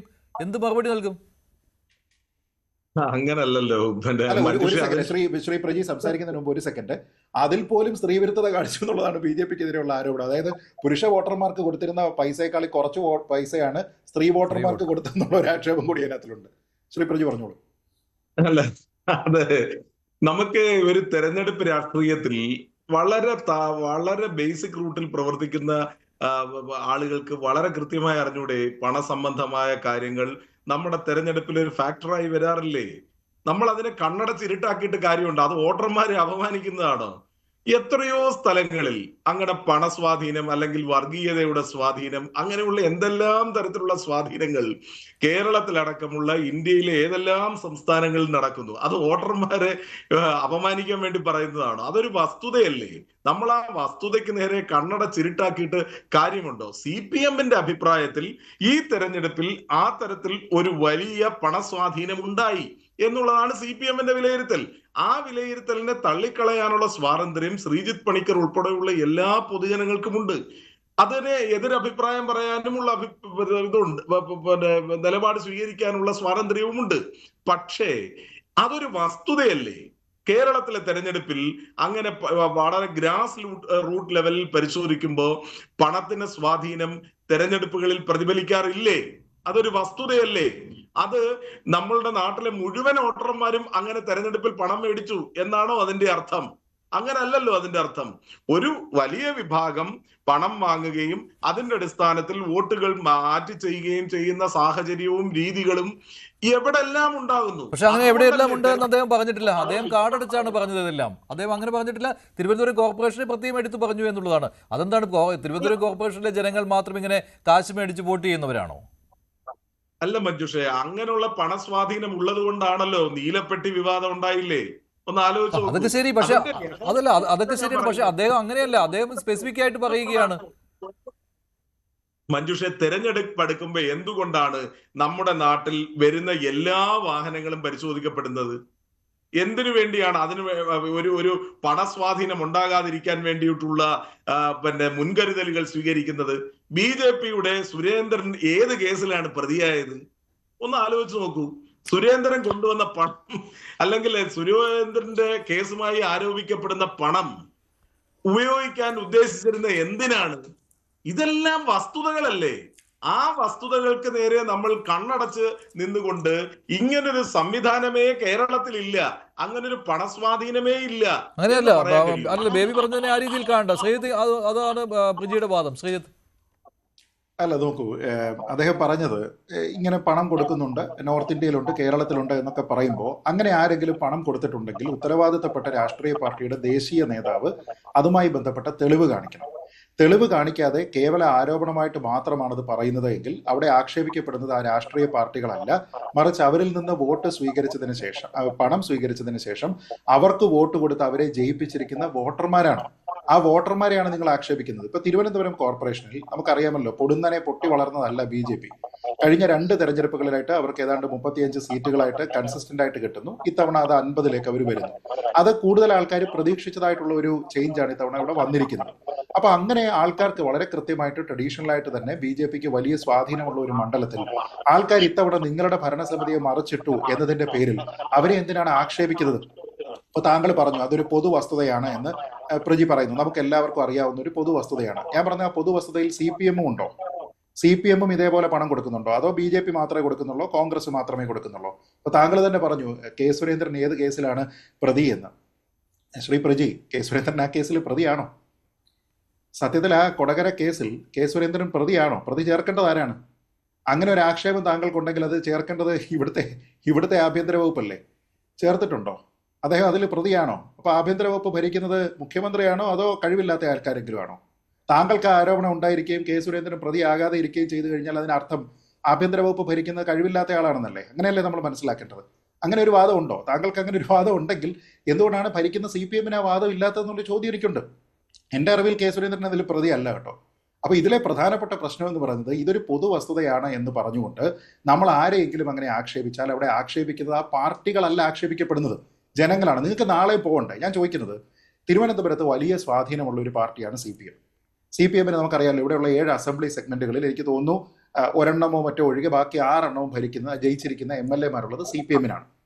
അപ്പൊ നിങ്ങൾക്ക് ഈ 6 മന്ത്രിമാരെ അല്ലെങ്കിൽ 6 MLA-മാരെ ഇടതുപക്ഷത്തിന് തിരുവനന്തപുരത്ത് നിന്ന് കിട്ടുമ്പോൾ ആ 6 MLA-മാരെ നിങ്ങൾ കഴിഞ്ഞ തവണ നേടിയിരിക്കുന്നത് നിങ്ങൾ പണം കൊടുത്തിട്ടാണോ? അതോ കഴിഞ്ഞ തവണ BJP-ക്കാർ കൊടുത്ത പണം കുറഞ്ഞു പോയതുകൊണ്ടാണോ? അതോ കോൺഗ്രസ് ഒരു മണ്ഡലത്തിൽ മാത്രം പണം കൊടുത്തുകൊണ്ടാണോ അവർക്ക് കോവളം മാത്രം കിട്ടിയിരിക്കുന്നത്? ഞാൻ പറഞ്ഞതൊരു മര്യാദഘട്ട വർത്തമാനമല്ലേ? നിങ്ങൾ തോറ്റെങ്കിൽ നിങ്ങൾ തോറ്റു. അത്ര മെച്ചപ്പെട്ട ഭരണമായിരുന്നല്ലോ കഴിഞ്ഞ കോർപ്പറേഷൻ തിരുവനന്തപുരത്ത് നടത്തിയത്. ഏതൊക്കെ വിഷയങ്ങളാണ് നമുക്കറിയാവുന്നത്? നമ്മൾ തന്നെ എത്രയോ വിഷയങ്ങളിൽ ചർച്ച ചെയ്തിട്ടുണ്ട്. ഒരുപക്ഷെ കേരളത്തിൽ കഴിഞ്ഞ 5 വർഷത്തിൽ ഒരൊറ്റ തദ്ദേശ ഭരണ സ്ഥാപനവും ഇതേ രീതിയിലത്തേക്ക് മാധ്യമങ്ങൾ ചർച്ച ചെയ്തിട്ടില്ല. അതിന്റെ കാരണം എന്താ? അവിടെ അത്രത്തോളം മോശമായിട്ടുള്ള ഭരണമായിരുന്നു എന്നതുകൊണ്ടാണ്. അപ്പൊ അതിന്റെ പേരിൽ എല്ലാവർക്കും അറിയാവുന്ന ഒരു വസ്തുത, അതിവിടെയുള്ള ആൾക്കാരും തിരിച്ചു വോട്ട് ചെയ്യുന്ന സമയത്ത് അത് നിങ്ങളുടെ കുഴപ്പമാണ് അല്ലെങ്കിൽ ജനങ്ങളുടെ കുഴപ്പമാണ്, അവർ കാശ് മേടിച്ചിട്ടാണ് വോട്ട് ചെയ്തതെന്ന് പറഞ്ഞാൽ അടുത്ത തെരഞ്ഞെടുപ്പിൽ നിങ്ങൾ വീണ്ടും 2-3 മാസം കഴിയുന്ന സമയത്ത് ഈ വീടുകളിലേക്ക് പോകേണ്ടത്. ഗൃഹ സന്ദർശനത്തിൽ ഒരു പ്രധാനപ്പെട്ട കാര്യം എന്ന് പറയുന്നത് BJP-യുടെ വളർച്ചയെ തടയുക എന്നുള്ളതാണ്. അപ്പോൾ BJP വരുന്നതിലെ പ്രശ്നങ്ങൾ, ആ ഭീഷണി, ഇതെല്ലാം ചൂണ്ടിക്കാണിച്ചുകൊണ്ടുള്ള വലിയ പ്രചാരണം വീടുകൾ കയറിയിറങ്ങി CPM നടത്തുന്നുണ്ട്. സ്വാഭാവികമായും നിങ്ങളും അതിനോട് യോജിക്കുകയായിരിക്കുമല്ലോ. ഏതെക്കാളും ഇവിടെ പൈസ കൊടുത്ത് വോട്ട് മേടിച്ച കാര്യം പറഞ്ഞുകൊണ്ട് ഞങ്ങൾക്ക് പൈസ കൊടുക്കാൻ പോയിട്ട് ചായ കുടിക്കാൻ പോലും ഇല്ലാതെയാണ് കോൺഗ്രസ് പാർട്ടിയുടെ പ്രവർത്തകരെ തെരഞ്ഞെടുപ്പിൽ നടക്കുന്നത് എന്ന് ഞാനിവിടെ പറയാൻ വേണ്ടി ഞാൻ ആഗ്രഹിക്കുകയാണ്. ഓക്കെ, ഏതെക്കാളും ഇവിടെ മഞ്ജുഷയെ ചോദിച്ചത് വളരെ പ്രസക്തമായ ചോദ്യമാണ്. മഞ്ജുഷെ, CPM പറയുന്ന ഈ സംഘപരിവാർ വിരുദ്ധ പോരാട്ടം BJP വിരുദ്ധ പോരാട്ടം. ഇതൊക്കെ 2-3 വർഷം മുമ്പ് കേരളത്തിലെ ജനങ്ങൾ അതിനെ വിശ്വസിക്കുമായിരുന്നു, കേരളത്തിലെ ജനങ്ങൾ അതിനെ പിന്തുണയ്ക്കുമായിരുന്നു, അതിനെ ആവേശത്തോടെ കാണുമായിരുന്നു. പക്ഷെ ഇപ്പോൾ CPM പറയുന്ന അല്ലെ ഞങ്ങൾ BJPക്കെതിരെയാണ് പോരാടുന്നത്, അല്ലെ RSSനെതിരെയാണ് പോരാടുന്നത്, അല്ലെ സംഘപരിവാറിനെതിരെയാണ് പോരാടുന്നത് എന്ന് പറഞ്ഞാൽ പാർട്ടിയുടെ സഖാക്കൾ പോലും നമ്മൾ ഇവിടെ ചില യാഥാർത്ഥ്യങ്ങൾ നമ്മൾ മൂടി വെച്ചിട്ട് കാര്യമില്ല. കാരണം CPM ഒരിക്കലും അവരുടെ പരാജയം സമ്മതിക്കാറില്ല, എന്തുകൊണ്ട് തോറ്റു എന്ന് അവർ ജനങ്ങളുടെ മുമ്പിൽ സമ്മതിക്കാറില്ല. അതുപോലെ തന്നെ CPM ഇപ്പോൾ നേരിടുന്ന ഏറ്റവും വലിയ പ്രതിസന്ധി എന്താണെന്നറിയോ? CPMന്റെ യഥാർത്ഥ പ്രവർത്തകർ, കറകളഞ്ഞ പ്രവർത്തകർ, ഈ മാർക്സിസം എന്ന് പറയുന്ന പ്രത്യയശാസ്ത്രത്തിന് വേണ്ടി, CPM എന്ന് പറയുന്ന ആ പ്രസ്ഥാനത്തിന് വേണ്ടി ജീവൻ പോലും ഹോമിക്കുവാൻ തയ്യാറായി നിന്ന അടിയുറച്ച പാർട്ടിയുടെ പ്രവർത്തകർ, അവർ CPM നിന്നും അകന്നു പോയിക്കൊണ്ടിരിക്കുക. CPMന് എവിടെയാണ് തിരിച്ചടി ഉണ്ടായത് എന്ന് നിങ്ങൾ പരിശോധിക്കുമ്പോൾ പാർട്ടിക്ക് പുറത്തുള്ള ജനങ്ങൾ കോൺഗ്രസിനോ BJPക്കോ വോട്ട് ചെയ്തു എന്നതിനേക്കാൾ ഉപരി എന്തുകൊണ്ട് CPMന്റെ അകത്തു നിന്നും വലിയ ചോർച്ച ഇപ്പോൾ ഉണ്ടായിക്കൊണ്ടിരിക്കുന്നു. ഇവിടെ കണക്കുകൾ പറഞ്ഞു, CPMന്റെ അടിസ്ഥാന വോട്ട് ബാങ്ക് തകർന്നിട്ടില്ല, CPMന്റെ അടിത്തറ തകർന്നിട്ടില്ല. പക്ഷെ 35% താഴേക്ക് CPMന്റെ വോട്ട് പോയ ഏതൊരു കാലം നമ്മുടെ മുമ്പ് ഉണ്ടായിട്ടുണ്ടോ? 35% താഴെ പോയിട്ടും CPM ഇപ്പോഴും പറഞ്ഞുകൊണ്ടിരിക്കുക ഞങ്ങളുടെ അടിത്തറ ഭദ്രമാണ്, ഞങ്ങളുടെ കോർ വോട്ടുകൾ ഇപ്പോഴും നഷ്ടപ്പെട്ടിട്ടില്ല.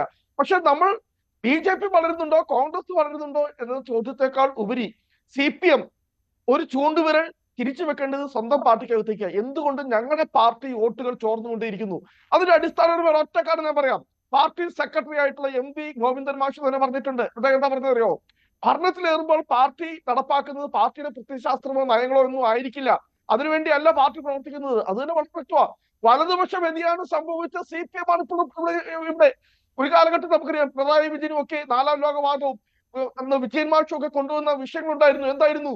പാർട്ടി പ്രത്യയശാസ്ത്രത്തിൽ നിന്ന് അകന്നു പോയിക്കൊണ്ടിരിക്കുന്നു, തീവ്ര വലതുപക്ഷത്തേക്ക് പാർട്ടി മാറുന്നു.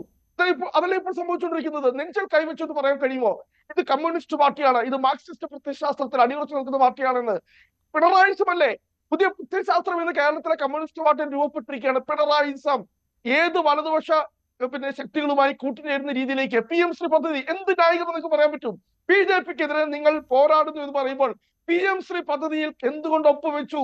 CPI പോലും അല്ലെങ്കിൽ മന്ത്രിസഭയിലുള്ള മറ്റു പാർട്ടികളെ പോലും വിശ്വാസത്തിലെടുക്കാതെ. അതെന്നും നിങ്ങളുടെ മുമ്പിലുള്ള വലിയൊരു ചോദ്യമാണ്. പോലും കലക്കിയതുൾപ്പെടെ, അല്ലെങ്കിൽ ഈ പറയുന്ന ഹൊസബാലയുമായി കൂടിക്കാഴ്ച നടത്തിയതുൾപ്പെടെ, അല്ലെങ്കിൽ BJPയുടെ നേതാക്കളുമായി EP ജയരാജനെ പോലുള്ള ആളുകൾ കൂടിക്കാഴ്ച നടത്തിയത്. കാരണം എന്താ? ഇവിടെ കേരളത്തിലെ ജനങ്ങൾ ഒരു പൊതുബോധം എന്ന് രൂപപ്പെട്ടിട്ടുണ്ട്. അത് ഇവിടെ കോൺഗ്രസ് നടത്തിയ പ്രകടനം കൊണ്ടൊന്നുമല്ല, അതിന്റെ ഉണ്ട്, കോൺഗ്രസ് സ്വാധീനിച്ചിട്ടുണ്ട്. പക്ഷെ ഞാനൊരു കാര്യം കൃത്യമായി പറഞ്ഞിട്ടുണ്ട്, കേരളത്തിലെ ജനങ്ങളെ നമുക്ക് ഒരിക്കലും അണ്ടർ എസ്റ്റിമേറ്റ് ചെയ്യാൻ കഴിയില്ല. പറയാം, കൃത്യമായി രാഷ്ട്രീയ ബോധമുള്ളവരെ കൃത്യമായി അറിയുന്നു. കാരണം എന്താ? നരേന്ദ്രമോദിയുടെ മുമ്പിൽ എത്തുമ്പോൾ, BJPയുടെ മുമ്പിൽ എത്തുമ്പോൾ, RSSന് മുമ്പിൽ എത്തുമ്പോൾ പിണറായി വിജയൻ കവാത്ത് മറക്കുകയാണ്. എന്തൊക്കെയോ രഹസ്യ രൂപപ്പെട്ടിട്ടുണ്ട്.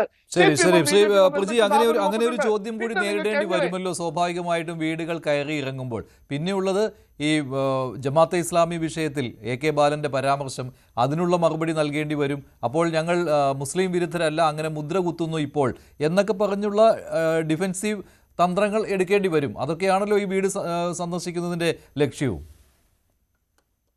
തീർച്ചയായിട്ടും മഞ്ജുഷേ, ഈ എല്ലാ വിഷയങ്ങളെയും CPM-ന്റെ കേഡർമാർ പൊതുജനങ്ങളുമായി സംവദിക്കും. ഈ പറയുന്ന വിഷയങ്ങളെല്ലാം തന്നെ പൊതുജനങ്ങളുമായി സംസാരിക്കും, അവരുടെ ചോദ്യങ്ങൾക്ക് മറുപടി പറയും. പിന്നെ ഈ പറഞ്ഞ 2 പോയിന്റുകളും, അതായത് ഒന്ന് CPM ഇപ്പോ BJPയുമായി അടുക്കുന്നു എന്ന് പറയുന്ന പോയിന്റും, അതോടൊപ്പം തന്നെ തൊട്ടടുത്തതായിട്ട് അദ്ദേഹം പറഞ്ഞ പോയിന്റും AK ബാലനുമായി ബന്ധപ്പെട്ട്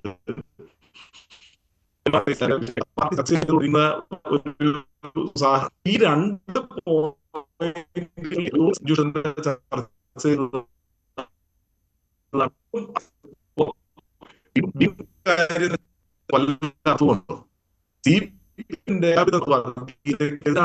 പക്ഷേ ഈ ദോഷൈക ദൃക്കുകളായ ഒരുപാട് ആളുകൾ CPM-ന്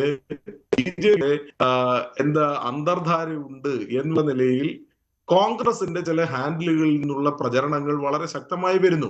അതിനെ എങ്ങനെ എതിർക്കണം, അല്ലെങ്കിൽ അതിന്റെ വസ്തുത ജനങ്ങളെ എങ്ങനെ നേരിട്ട് ബോധ്യപ്പെടുത്തണം എന്നതിന്റെ കൂടെ ഭാഗമായിട്ടാണ് ഈ ഗൃഹസമ്പർക്ക പരിപാടി നടക്കുന്നത്. എന്ത് വസ്തുതയുടെ അടിസ്ഥാനത്തിലാണ് ഇത് പറയുന്നത്?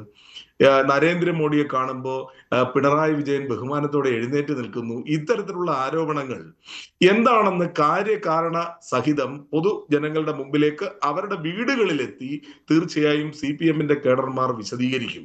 അവർക്ക് ഉണ്ടാകുന്ന എല്ലാ ചോദ്യങ്ങൾക്കും CPM-ന്റെ ഭാഗത്ത് നിന്നുകൊണ്ട് CPM-ന്റെ കമ്മിറ്റികൾ തീരുമാനിച്ചിട്ടുള്ളൂ. ഇപ്പൊ ഈ തെരഞ്ഞെടുപ്പിലെ പരാജയത്തെ സംബന്ധിച്ചുള്ള റിവ്യൂസ് ഇപ്പോ സംസ്ഥാന കമ്മിറ്റിയുടെ ചില അഭിപ്രായങ്ങൾ വന്നെങ്കിൽ പോലും ആ റിവ്യൂകൾ ജില്ലാ കമ്മിറ്റികൾ പൂർത്തീകരിച്ച് ഇപ്പോ ഏരിയ കമ്മിറ്റികളിലേക്ക് വന്നു തുടങ്ങി. അതോടൊപ്പം തന്നെ ലോക്കൽ കമ്മിറ്റികളിലേക്ക് അതൊക്കെ റിപ്പോർട്ട് ചെയ്തുകൊണ്ടിരിക്കുന്ന സാഹചര്യമായിട്ടേ ഉള്ളൂ. ഓരോ പ്രദേശത്തും ഉണ്ടായിട്ടുള്ള റിവ്യൂസ് അത് ഓരോ തരത്തിൽ തന്നെ വിലയിരുത്തുകയും ഇപ്പൊ കൊല്ലം കോർപ്പറേഷനിൽ വന്നിട്ടുള്ള തിരിച്ചടി, അല്ലെങ്കിൽ കൊല്ലം കോർപ്പറേഷനിൽ പാർട്ടിക്ക് ഉണ്ടായിട്ടുള്ള പിറകോട്ടടി, അതിനെ സംബന്ധിച്ച് കൊല്ലം ജില്ലാ കമ്മിറ്റി പരിശോധിച്ചു. അതിനെ സംബന്ധിച്ച് എല്ലാ പത്രങ്ങളിലും എല്ലാ മാധ്യമങ്ങളും പറഞ്ഞല്ലോ എന്താണ് ഗോവിന്ദൻ മാസ്റ്റർ ആ കമ്മിറ്റിയിൽ ആ റിവ്യൂവിൽ എന്താണ് വിലയിരുത്തിയത് എന്ന് വള്ളിപ്പുള്ളി വിസർഗം വിടാതെ എല്ലാ മാധ്യമങ്ങളും റിപ്പോർട്ട് ചെയ്തു. അതിനെ സംബന്ധിച്ച് എപ്പോഴും വിമർശനവും സ്വയം വിമർശനവും നടത്തുന്ന ഒരു പാർട്ടിയാണ് CPM അത് പരിശോധിക്കും. സ്വയം വിമർശനാത്മകമായി തന്നെ ജനങ്ങളെ അഭിമുഖീകരിക്കും. ഇത് ഗുണം ചെയ്യുമോ? ഈ വീടുകൾ കയറി ഇറങ്ങിയുള്ള പ്രചാരണം അത് ഗുണം ചെയ്യുമോ? പാർട്ടിക്കും മുന്നണിക്കും ഗുണം ചെയ്യുമോ ഇല്ലയോ?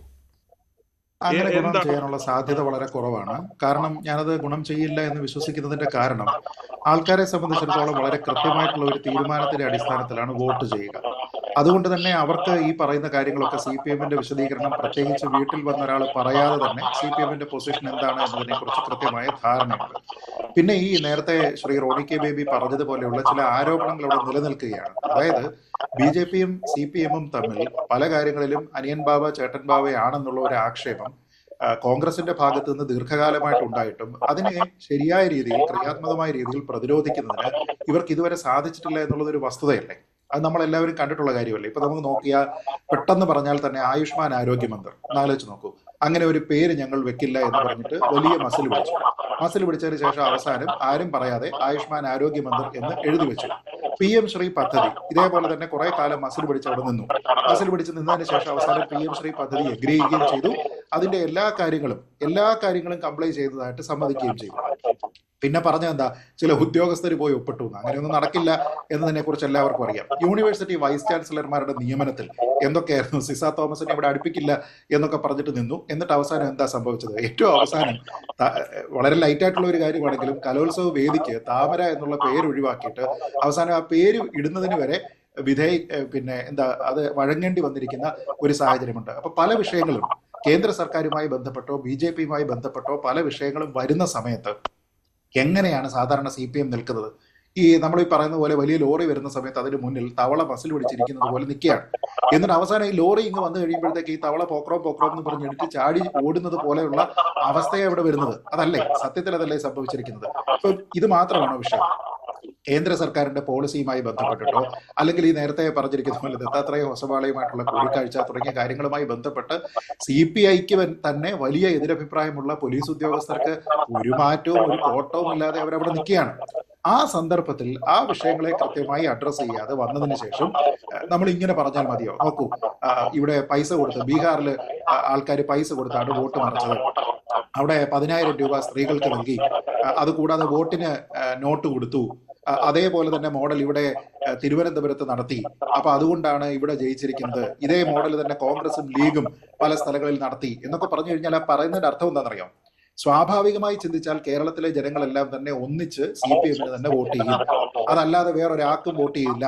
പക്ഷെ പണം കൊടുത്തെങ്കിൽ മാത്രമേ ആൾക്കാർ മാറി ചിന്തിക്കുകയുള്ളൂ. അപ്പൊ അതിന്റെ പ്രശ്നം, നിങ്ങൾ ഈ പണം കൊടുത്തു കഴിഞ്ഞാൽ തീരുമാനം പൊളിറ്റിക്കലി മാറ്റാനായിട്ടാണ് കേരളത്തിലെ ആൾക്കാർ ഇരിക്കുന്നത് എന്ന് പറഞ്ഞാൽ അവരെ ആക്ഷേപിക്കുന്നതാണ്. ഈ അടുത്തിടെ വന്നിരുന്ന വേറൊരു കാര്യം കണ്ടതല്ലേ? റെജി ലൂക്കോസ് പാർട്ടി വിട്ടിട്ട് BJP-യിലേക്ക് പോയി. ആ സമയത്ത് ഇവരെന്താ പറഞ്ഞ്, ഏത് റെജി ലൂക്കോസ്, ആരായി റെജി ലൂക്കോസ് എന്നൊക്കെ പറഞ്ഞു. ഇത്രയും കാലം അദ്ദേഹം ചാനൽ ചർച്ചകളിൽ വന്നിട്ട് CPM-നെ ന്യായീകരിക്കുന്ന സമയത്ത് ഈ ഒരു ചോദ്യം ഉണ്ടായിട്ടില്ല. അപ്പൊ റെജി ലൂക്കോസ് പറഞ്ഞപ്പോൾ ഞങ്ങളുടെ കൂടെ ഉള്ളതല്ല എന്ന് പറഞ്ഞിട്ട് അവസാനം ആയിഷ പോറ്റി ചാടിയപ്പോൾ എന്ത് പറഞ്ഞു? വർഗവഞ്ചക. നോക്കൂ, ഇത് ഇങ്ങനെ നോക്കിക്കഴിഞ്ഞാൽ എത്രയോ ആൾക്കാർ, ഇപ്പം സരിൻ ഏത് പാർട്ടിയിലുള്ള ആളായിരുന്നു? സരിൻ ഇപ്പോ പിന്നെ CPM-ലേക്ക് വന്നിരുന്ന സമയത്ത് വർഗവഞ്ചകനായിട്ടുള്ള ഒരാളാണ്, അതുകൊണ്ട് അദ്ദേഹത്തിനെ നമുക്ക് എടുക്കണ്ട എന്ന് പറയുന്നോ? അല്ലെങ്കിൽ അദ്ദേഹത്തിന്റെ ആദർശത്തിലെ അദ്ദേഹം വേണ്ട എന്ന് വെച്ചതാണ് എന്ന് പറയുന്നുണ്ടോ? അങ്ങനെ എത്ര പേര്, അനിൽകുമാർ ഉൾപ്പെടെ എത്രയോ ആൾക്കാർ അങ്ങനെ ചാടി വന്നിട്ടുണ്ട്. ഞാൻ പറയുന്നത് ഇതൊക്കെ പൊളിറ്റിക്സിൽ ഉള്ളതാണ്. ആ സമയത്ത് സ്വീകരിക്കുന്നതിന് ബുദ്ധിമുട്ടില്ല എങ്കിൽ ഒരാൾ ചാടി പോകുന്ന സമയത്ത് ഗ്രേസ്ഫുൾ ആയിട്ട് അങ്ങ് ശരി, പറഞ്ഞു അപ്പോൾ വിടണം. ശ്രീ പ്രിജി, അപ്പോൾ ആൾക്കാർ കണ്ടുകൊണ്ടിരിക്കുകയല്ലേ. കൂടുതലും മറുപടി പറയേണ്ടത് ഇരട്ടത്താപ്പുകൾക്കായിരിക്കും. പക്ഷേ ജനം ഒരു തീരുമാനം എടുത്തു കഴിഞ്ഞു, അത് തദ്ദേശ ഭരണ തെരഞ്ഞെടുപ്പിൽ പ്രതിഫലിക്കുകയും ചെയ്തു. ഇനി നിങ്ങൾ വെറുതെ വൃഥാ വ്യായാമം നടത്തിയിട്ട് കാര്യമില്ല. എന്താ അല്ല, ഇത് ഇരട്ടത്താപ്പിനുള്ള മറുപടി ആയിരിക്കും കൂടുതലും നൽകേണ്ടി വരിക. കേൾക്കുന്നുണ്ടോ? എന്നോടാണോ ആ, അതെ അതെ അതെ. ഞാൻ കേട്ടില്ല. എന്താ അല്ല, പാർട്ടിയുടെ ഇരട്ടത്താപ്പിനുള്ള മറുപടി ആയിരിക്കും കൂടുതൽ നൽകേണ്ടി വരിക എന്ന്. ഈ മഞ്ജുഷ ഇപ്പൊ ഈ അവസാനം പറഞ്ഞ കാര്യങ്ങളില്ലേ, ഓരോ ആളുകൾ പിന്നെ ഓരോ പാർട്ടിയിലേക്ക് പോകുന്നത്, എല്ലാ പാർട്ടിയിലും അങ്ങോട്ടും ഇങ്ങോട്ടും പോയിക്കൊണ്ടിരിക്കുന്ന സാഹചര്യമാണ്. മാത്രമല്ല അതെ, ഈ വളരെ ശ്രീത്ത് പറഞ്ഞത് അല്ല, നിങ്ങളുടെ പാർട്ടി വിടുമ്പോൾ വർഗവഞ്ചക അല്ലേ, അങ്ങനെയാണ്. അപ്പോൾ തിരിച്ചു വരുമ്പോൾ എങ്ങനെയാണെന്നാണ്. നല്ലത്. വളരെ യഥാർത്ഥത്തിൽ എന്നെ പോലുള്ള ഈ ചർച്ചയിൽ പങ്കെടുക്കുന്ന ആളുകളെ വളരെ ഒരു ദുർഘട സന്ധിയിൽ എത്തിക്കുന്ന ഒരു ചോദ്യമാണ് യഥാർത്ഥത്തിൽ, ഈ ഒരു വിഷയമാണ് യഥാർത്ഥത്തിൽ ശ്രീജിത്ത് പണിക്കർ ഇപ്പൊ ഈ പറഞ്ഞത്. കാരണം ഞങ്ങളിപ്പോ ഏറ്റവും വലുതായി നേരിടുന്ന, അതായത് ഈ ഇടതുപക്ഷ നിരീക്ഷകൻ എന്നുള്ള പേര് മാധ്യമങ്ങൾ ചാർത്തി തന്ന് ഈ ചർച്ചയിൽ പങ്കെടുക്കുന്ന ഇപ്പൊ രാഷ്ട്രീയ നിരീക്ഷകരായി പ്രമോഷൻ താങ്കൾ ആവശ്യപ്പെട്ടത് ആ കാരണമാണ് കേട്ടോ, രാഷ്ട്രീയ നിരീക്ഷകൻ എഴുതിയത്. പ്രതിസന്ധിയിലേക്കാണ് എന്റെ പ്രിയപ്പെട്ട സുഹൃത്ത് ഇപ്പോ എന്നെ കൊണ്ട് ഞാൻ എത്തിച്ചത്. കാരണം DYFIയുടെ സംസ്ഥാന കമ്മിറ്റിയുടെ പ്രസിഡന്റ് ഒരു 3-4 ചോദ്യം ചോദിച്ചു ഫേസ്ബുക്കിൽ. അപ്പൊ ഒടുവിൽ ആ ചോദ്യങ്ങൾക്ക് ആരാണ് ഇടതുപക്ഷ നിരീക്ഷകൻ എന്നായിരുന്നു ആദ്യത്തെ ചോദ്യം. അപ്പൊ അതിനൊക്കെ മറുപടി ഫേസ്ബുക്കിൽ എഴുതേണ്ട അവസ്ഥയിൽ നിൽക്കുമ്പോഴാണ് ശ്രീജിത്ത് പണിക്കർ ഈ തരത്തിലുള്ള ഒരു ചോദ്യം ചോദിച്ചത്. അപ്പൊ അതിനകത്ത് ഞാൻ എഴുതിയ മറുപടി, ഈ തരത്തിൽ ബാലറ്റ് വിപ്ലവത്തിലൂടെ ഇടതുപക്ഷങ്ങൾ അധികാരത്തിലേറുമ്പോ ഇടതുപക്ഷത്തിന് ന്യായീകരിച്ച് കളയാം എന്ന് കരുതി മാധ്യമക്ഷണം സ്വീകരിച്ച ഒരു പൈസ പോലും പ്രതിഫലം കിട്ടാതെ മാധ്യമങ്ങൾ ഇടതുപക്ഷ നിരീക്ഷകൻ, ഇടത് സഹയാത്രികൻ, ന്യായീകരണ തൊഴിലാളി എന്നൊക്കെ പറഞ്ഞ പേര് കൊടുത്ത് ഈ അവതാരകൻ ഉൾപ്പെടെയുള്ള ശ്രീജിത്ത് പണിക്കരെ പോലെയുള്ള ബാക്കിയുള്ള ആളുകൾക്കും കൂടെ ഒത്തുചീറാനായി പല വിരുദ്ധ സാഹചര്യങ്ങളിൽ ഇരുന്ന് കൊടുക്കുന്ന ആളാണ് ഇടതുപക്ഷ നിരീക്ഷകൻ എന്ന് ഞാൻ വസീഫിനൊരു മറുപടി കൊടുക്കേണ്ടി വന്നു. പിന്നെ ബാക്കിയുള്ള കാര്യങ്ങൾ ഓരോന്നിനും ഞാൻ മറുപടി കൊടുത്തു. അപ്പൊ ഈ തരത്തിൽ വളരെ വലിയൊരു ദശാസന്ധിയിൽ നമ്മൾ നിൽക്കുമ്പോഴാണ് ശ്രീജിത്ത് പണിക്കർ ഇത്രയും വലിയൊരു ചോദ്യം എന്നോട് ചോദിച്ചത്. താങ്കൾ ഇങ്ങനെ ഒരു ദശാസന്ധിയിലാണെങ്കിൽ വീടുകളിൽ പോകുന്ന CPM നേതാക്കളുടെ ഗതി എന്താകും? ഇതിനെല്ലാം മറുപടി പറഞ്ഞല്ലേ പറ്റൂ. ഞാനെന്നല്ല പിന്നെ മഞ്ജുഷേ, ഈ ഇടത് നിരീക്ഷകർ എന്ന് പറഞ്ഞ് നിങ്ങൾ ഇരുത്തിയിരിക്കുന്ന എല്ലാ ആളുകളും ദശാസന്ധിയിലല്ലേ? കാരണം വസീഫ് ചോദിച്ച അടുത്ത ചോദ്യം, നിരീക്ഷകൻ പാർട്ടിക്ക് അകത്താണോ പുറത്താണോ, ഇതായിരുന്നു അടുത്ത ചോദ്യം. അപ്പോ അതിന് ഞാനൊരു മറുപടി പറഞ്ഞു. ആ മറുപടി കേൾക്കുമ്പോ യഥാർത്ഥത്തിൽ ഇതിനുള്ള ഉത്തരം ശ്രീജിത്ത് പണിക്കറിന് കിട്ടും. അതിന്റെ മറുപടി ഇതായിരുന്നു: കയ്യൂരും കരിവെള്ളൂരും പുന്നപ്പുറയിലും വയലാറിലും ജീവൻ ത്യജിച്ചവരും സമരത്തിൽ ത്യാഗം അനുഭവിച്ചവരും പങ്കെടുത്തവരും ഈ പാർട്ടിക്ക് അകത്താണോ പുറത്താണോ, ഇതാണ് ഞാൻ ചോദിച്ച അതിന്റെ മറുപടി. ഈ മറുപടിയിൽ എല്ലാത്തിന്റെയും മറുപടി ഞാൻ പറയുന്നില്ല. എനിക്ക് തോന്നുന്നത് ശ്രീ പ്രജി എനിക്ക് തോന്നുന്നത് ഇടതുപക്ഷ നിരീക്ഷകരായിട്ടുള്ള ആൾക്കാർ ഒരു AKG സെന്റർ സന്ദർശനം, ഒരു ഗൃഹസമ്പർക്കം നടത്തണമെന്നാണ് എനിക്ക് പറയാനുള്ളത്. നിങ്ങൾ എല്ലാവരും കൂടെ കൂട്ടായിട്ട് ചെന്ന് നിങ്ങൾ ആരാണ് എന്ന് അവിടെ വിശദീകരിച്ചു കൊടുക്കേണ്ടി വരും.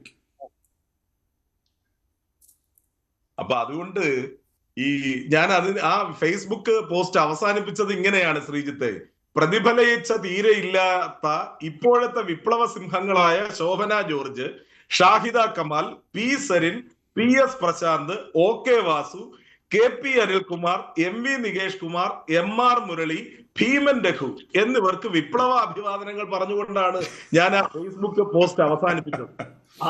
ഞാൻ ജനിച്ചപ്പോ തൊട്ട് തന്നെ ഈ പാർട്ടിയായി ജനിക്കുകയും എന്നത് എങ്ങനെ ഈ പാർട്ടിയായി ജനിക്കുമെന്ന് ശ്രീജിത്തിന് ചിലപ്പോൾ ഒരു സംശയം തോന്നും. അതായത് അതുപോലെയുള്ള ഒരു പശ്ചാത്തലത്തിൽ, ആ കുടുംബ പശ്ചാത്തലത്തിൽ ജനിക്കുകയും അങ്ങനെ ഒരു പാർട്ടി കുടുംബത്തിൽ ജീവിക്കുകയും അതുകൊണ്ട് തന്നെ ഈ പാർട്ടിയോടുള്ള കമ്മിറ്റ്മെന്റിന്റെയും സ്നേഹത്തിന്റെയും അടിസ്ഥാനത്തിൽ ഇപ്പോഴും ഈ ചർച്ചയ്ക്ക് വന്നിരിക്കുകയും ചെയ്യുന്ന ഞങ്ങളോടാണ് വസീഫ് ചോദിച്ചത്, ഈ ഇടത് നിരീക്ഷകൻ എന്ന് പറയുന്ന പട്ടം ഇതെങ്ങനെയാണ് കിട്ടുന്നതെന്ന്. എനിക്ക് തോന്നിയത് ഇതാണ്, ഇതുപോലെ ശ്രീജിത്തിനെ പോലെയുള്ള ആളുകൾ ഇത്തരത്തിലുള്ള ചോദ്യങ്ങൾ ചോദിക്കുമ്പോൾ ഈ തരത്തിൽ പാർട്ടി കുടുംബങ്ങളിൽ ജനിക്കുകയും രാഷ്ട്രീയ പ്രവർത്തനം കോളേജുകളിലും സ്കൂളുകളിലും നടത്തുകയും ഇപ്പോഴും ഞങ്ങളുടെയൊക്കെ മനസ്സിൽ കെടാതെ ഈ പാർട്ടിയോടുള്ള കൂറും സ്നേഹവും സൂക്ഷിക്കുകയും ചെയ്യുന്ന ഒരു സാഹചര്യത്തിൽ വരുന്ന ഞങ്ങളെപ്പോലുള്ള ആളുകൾ കേരളത്തിൽ ഇപ്പോഴും ഈ പാർട്ടിയിൽ ഉണ്ട് എന്നുള്ളതാണ് ഈ പാർട്ടിയുടെ അടിത്തറ.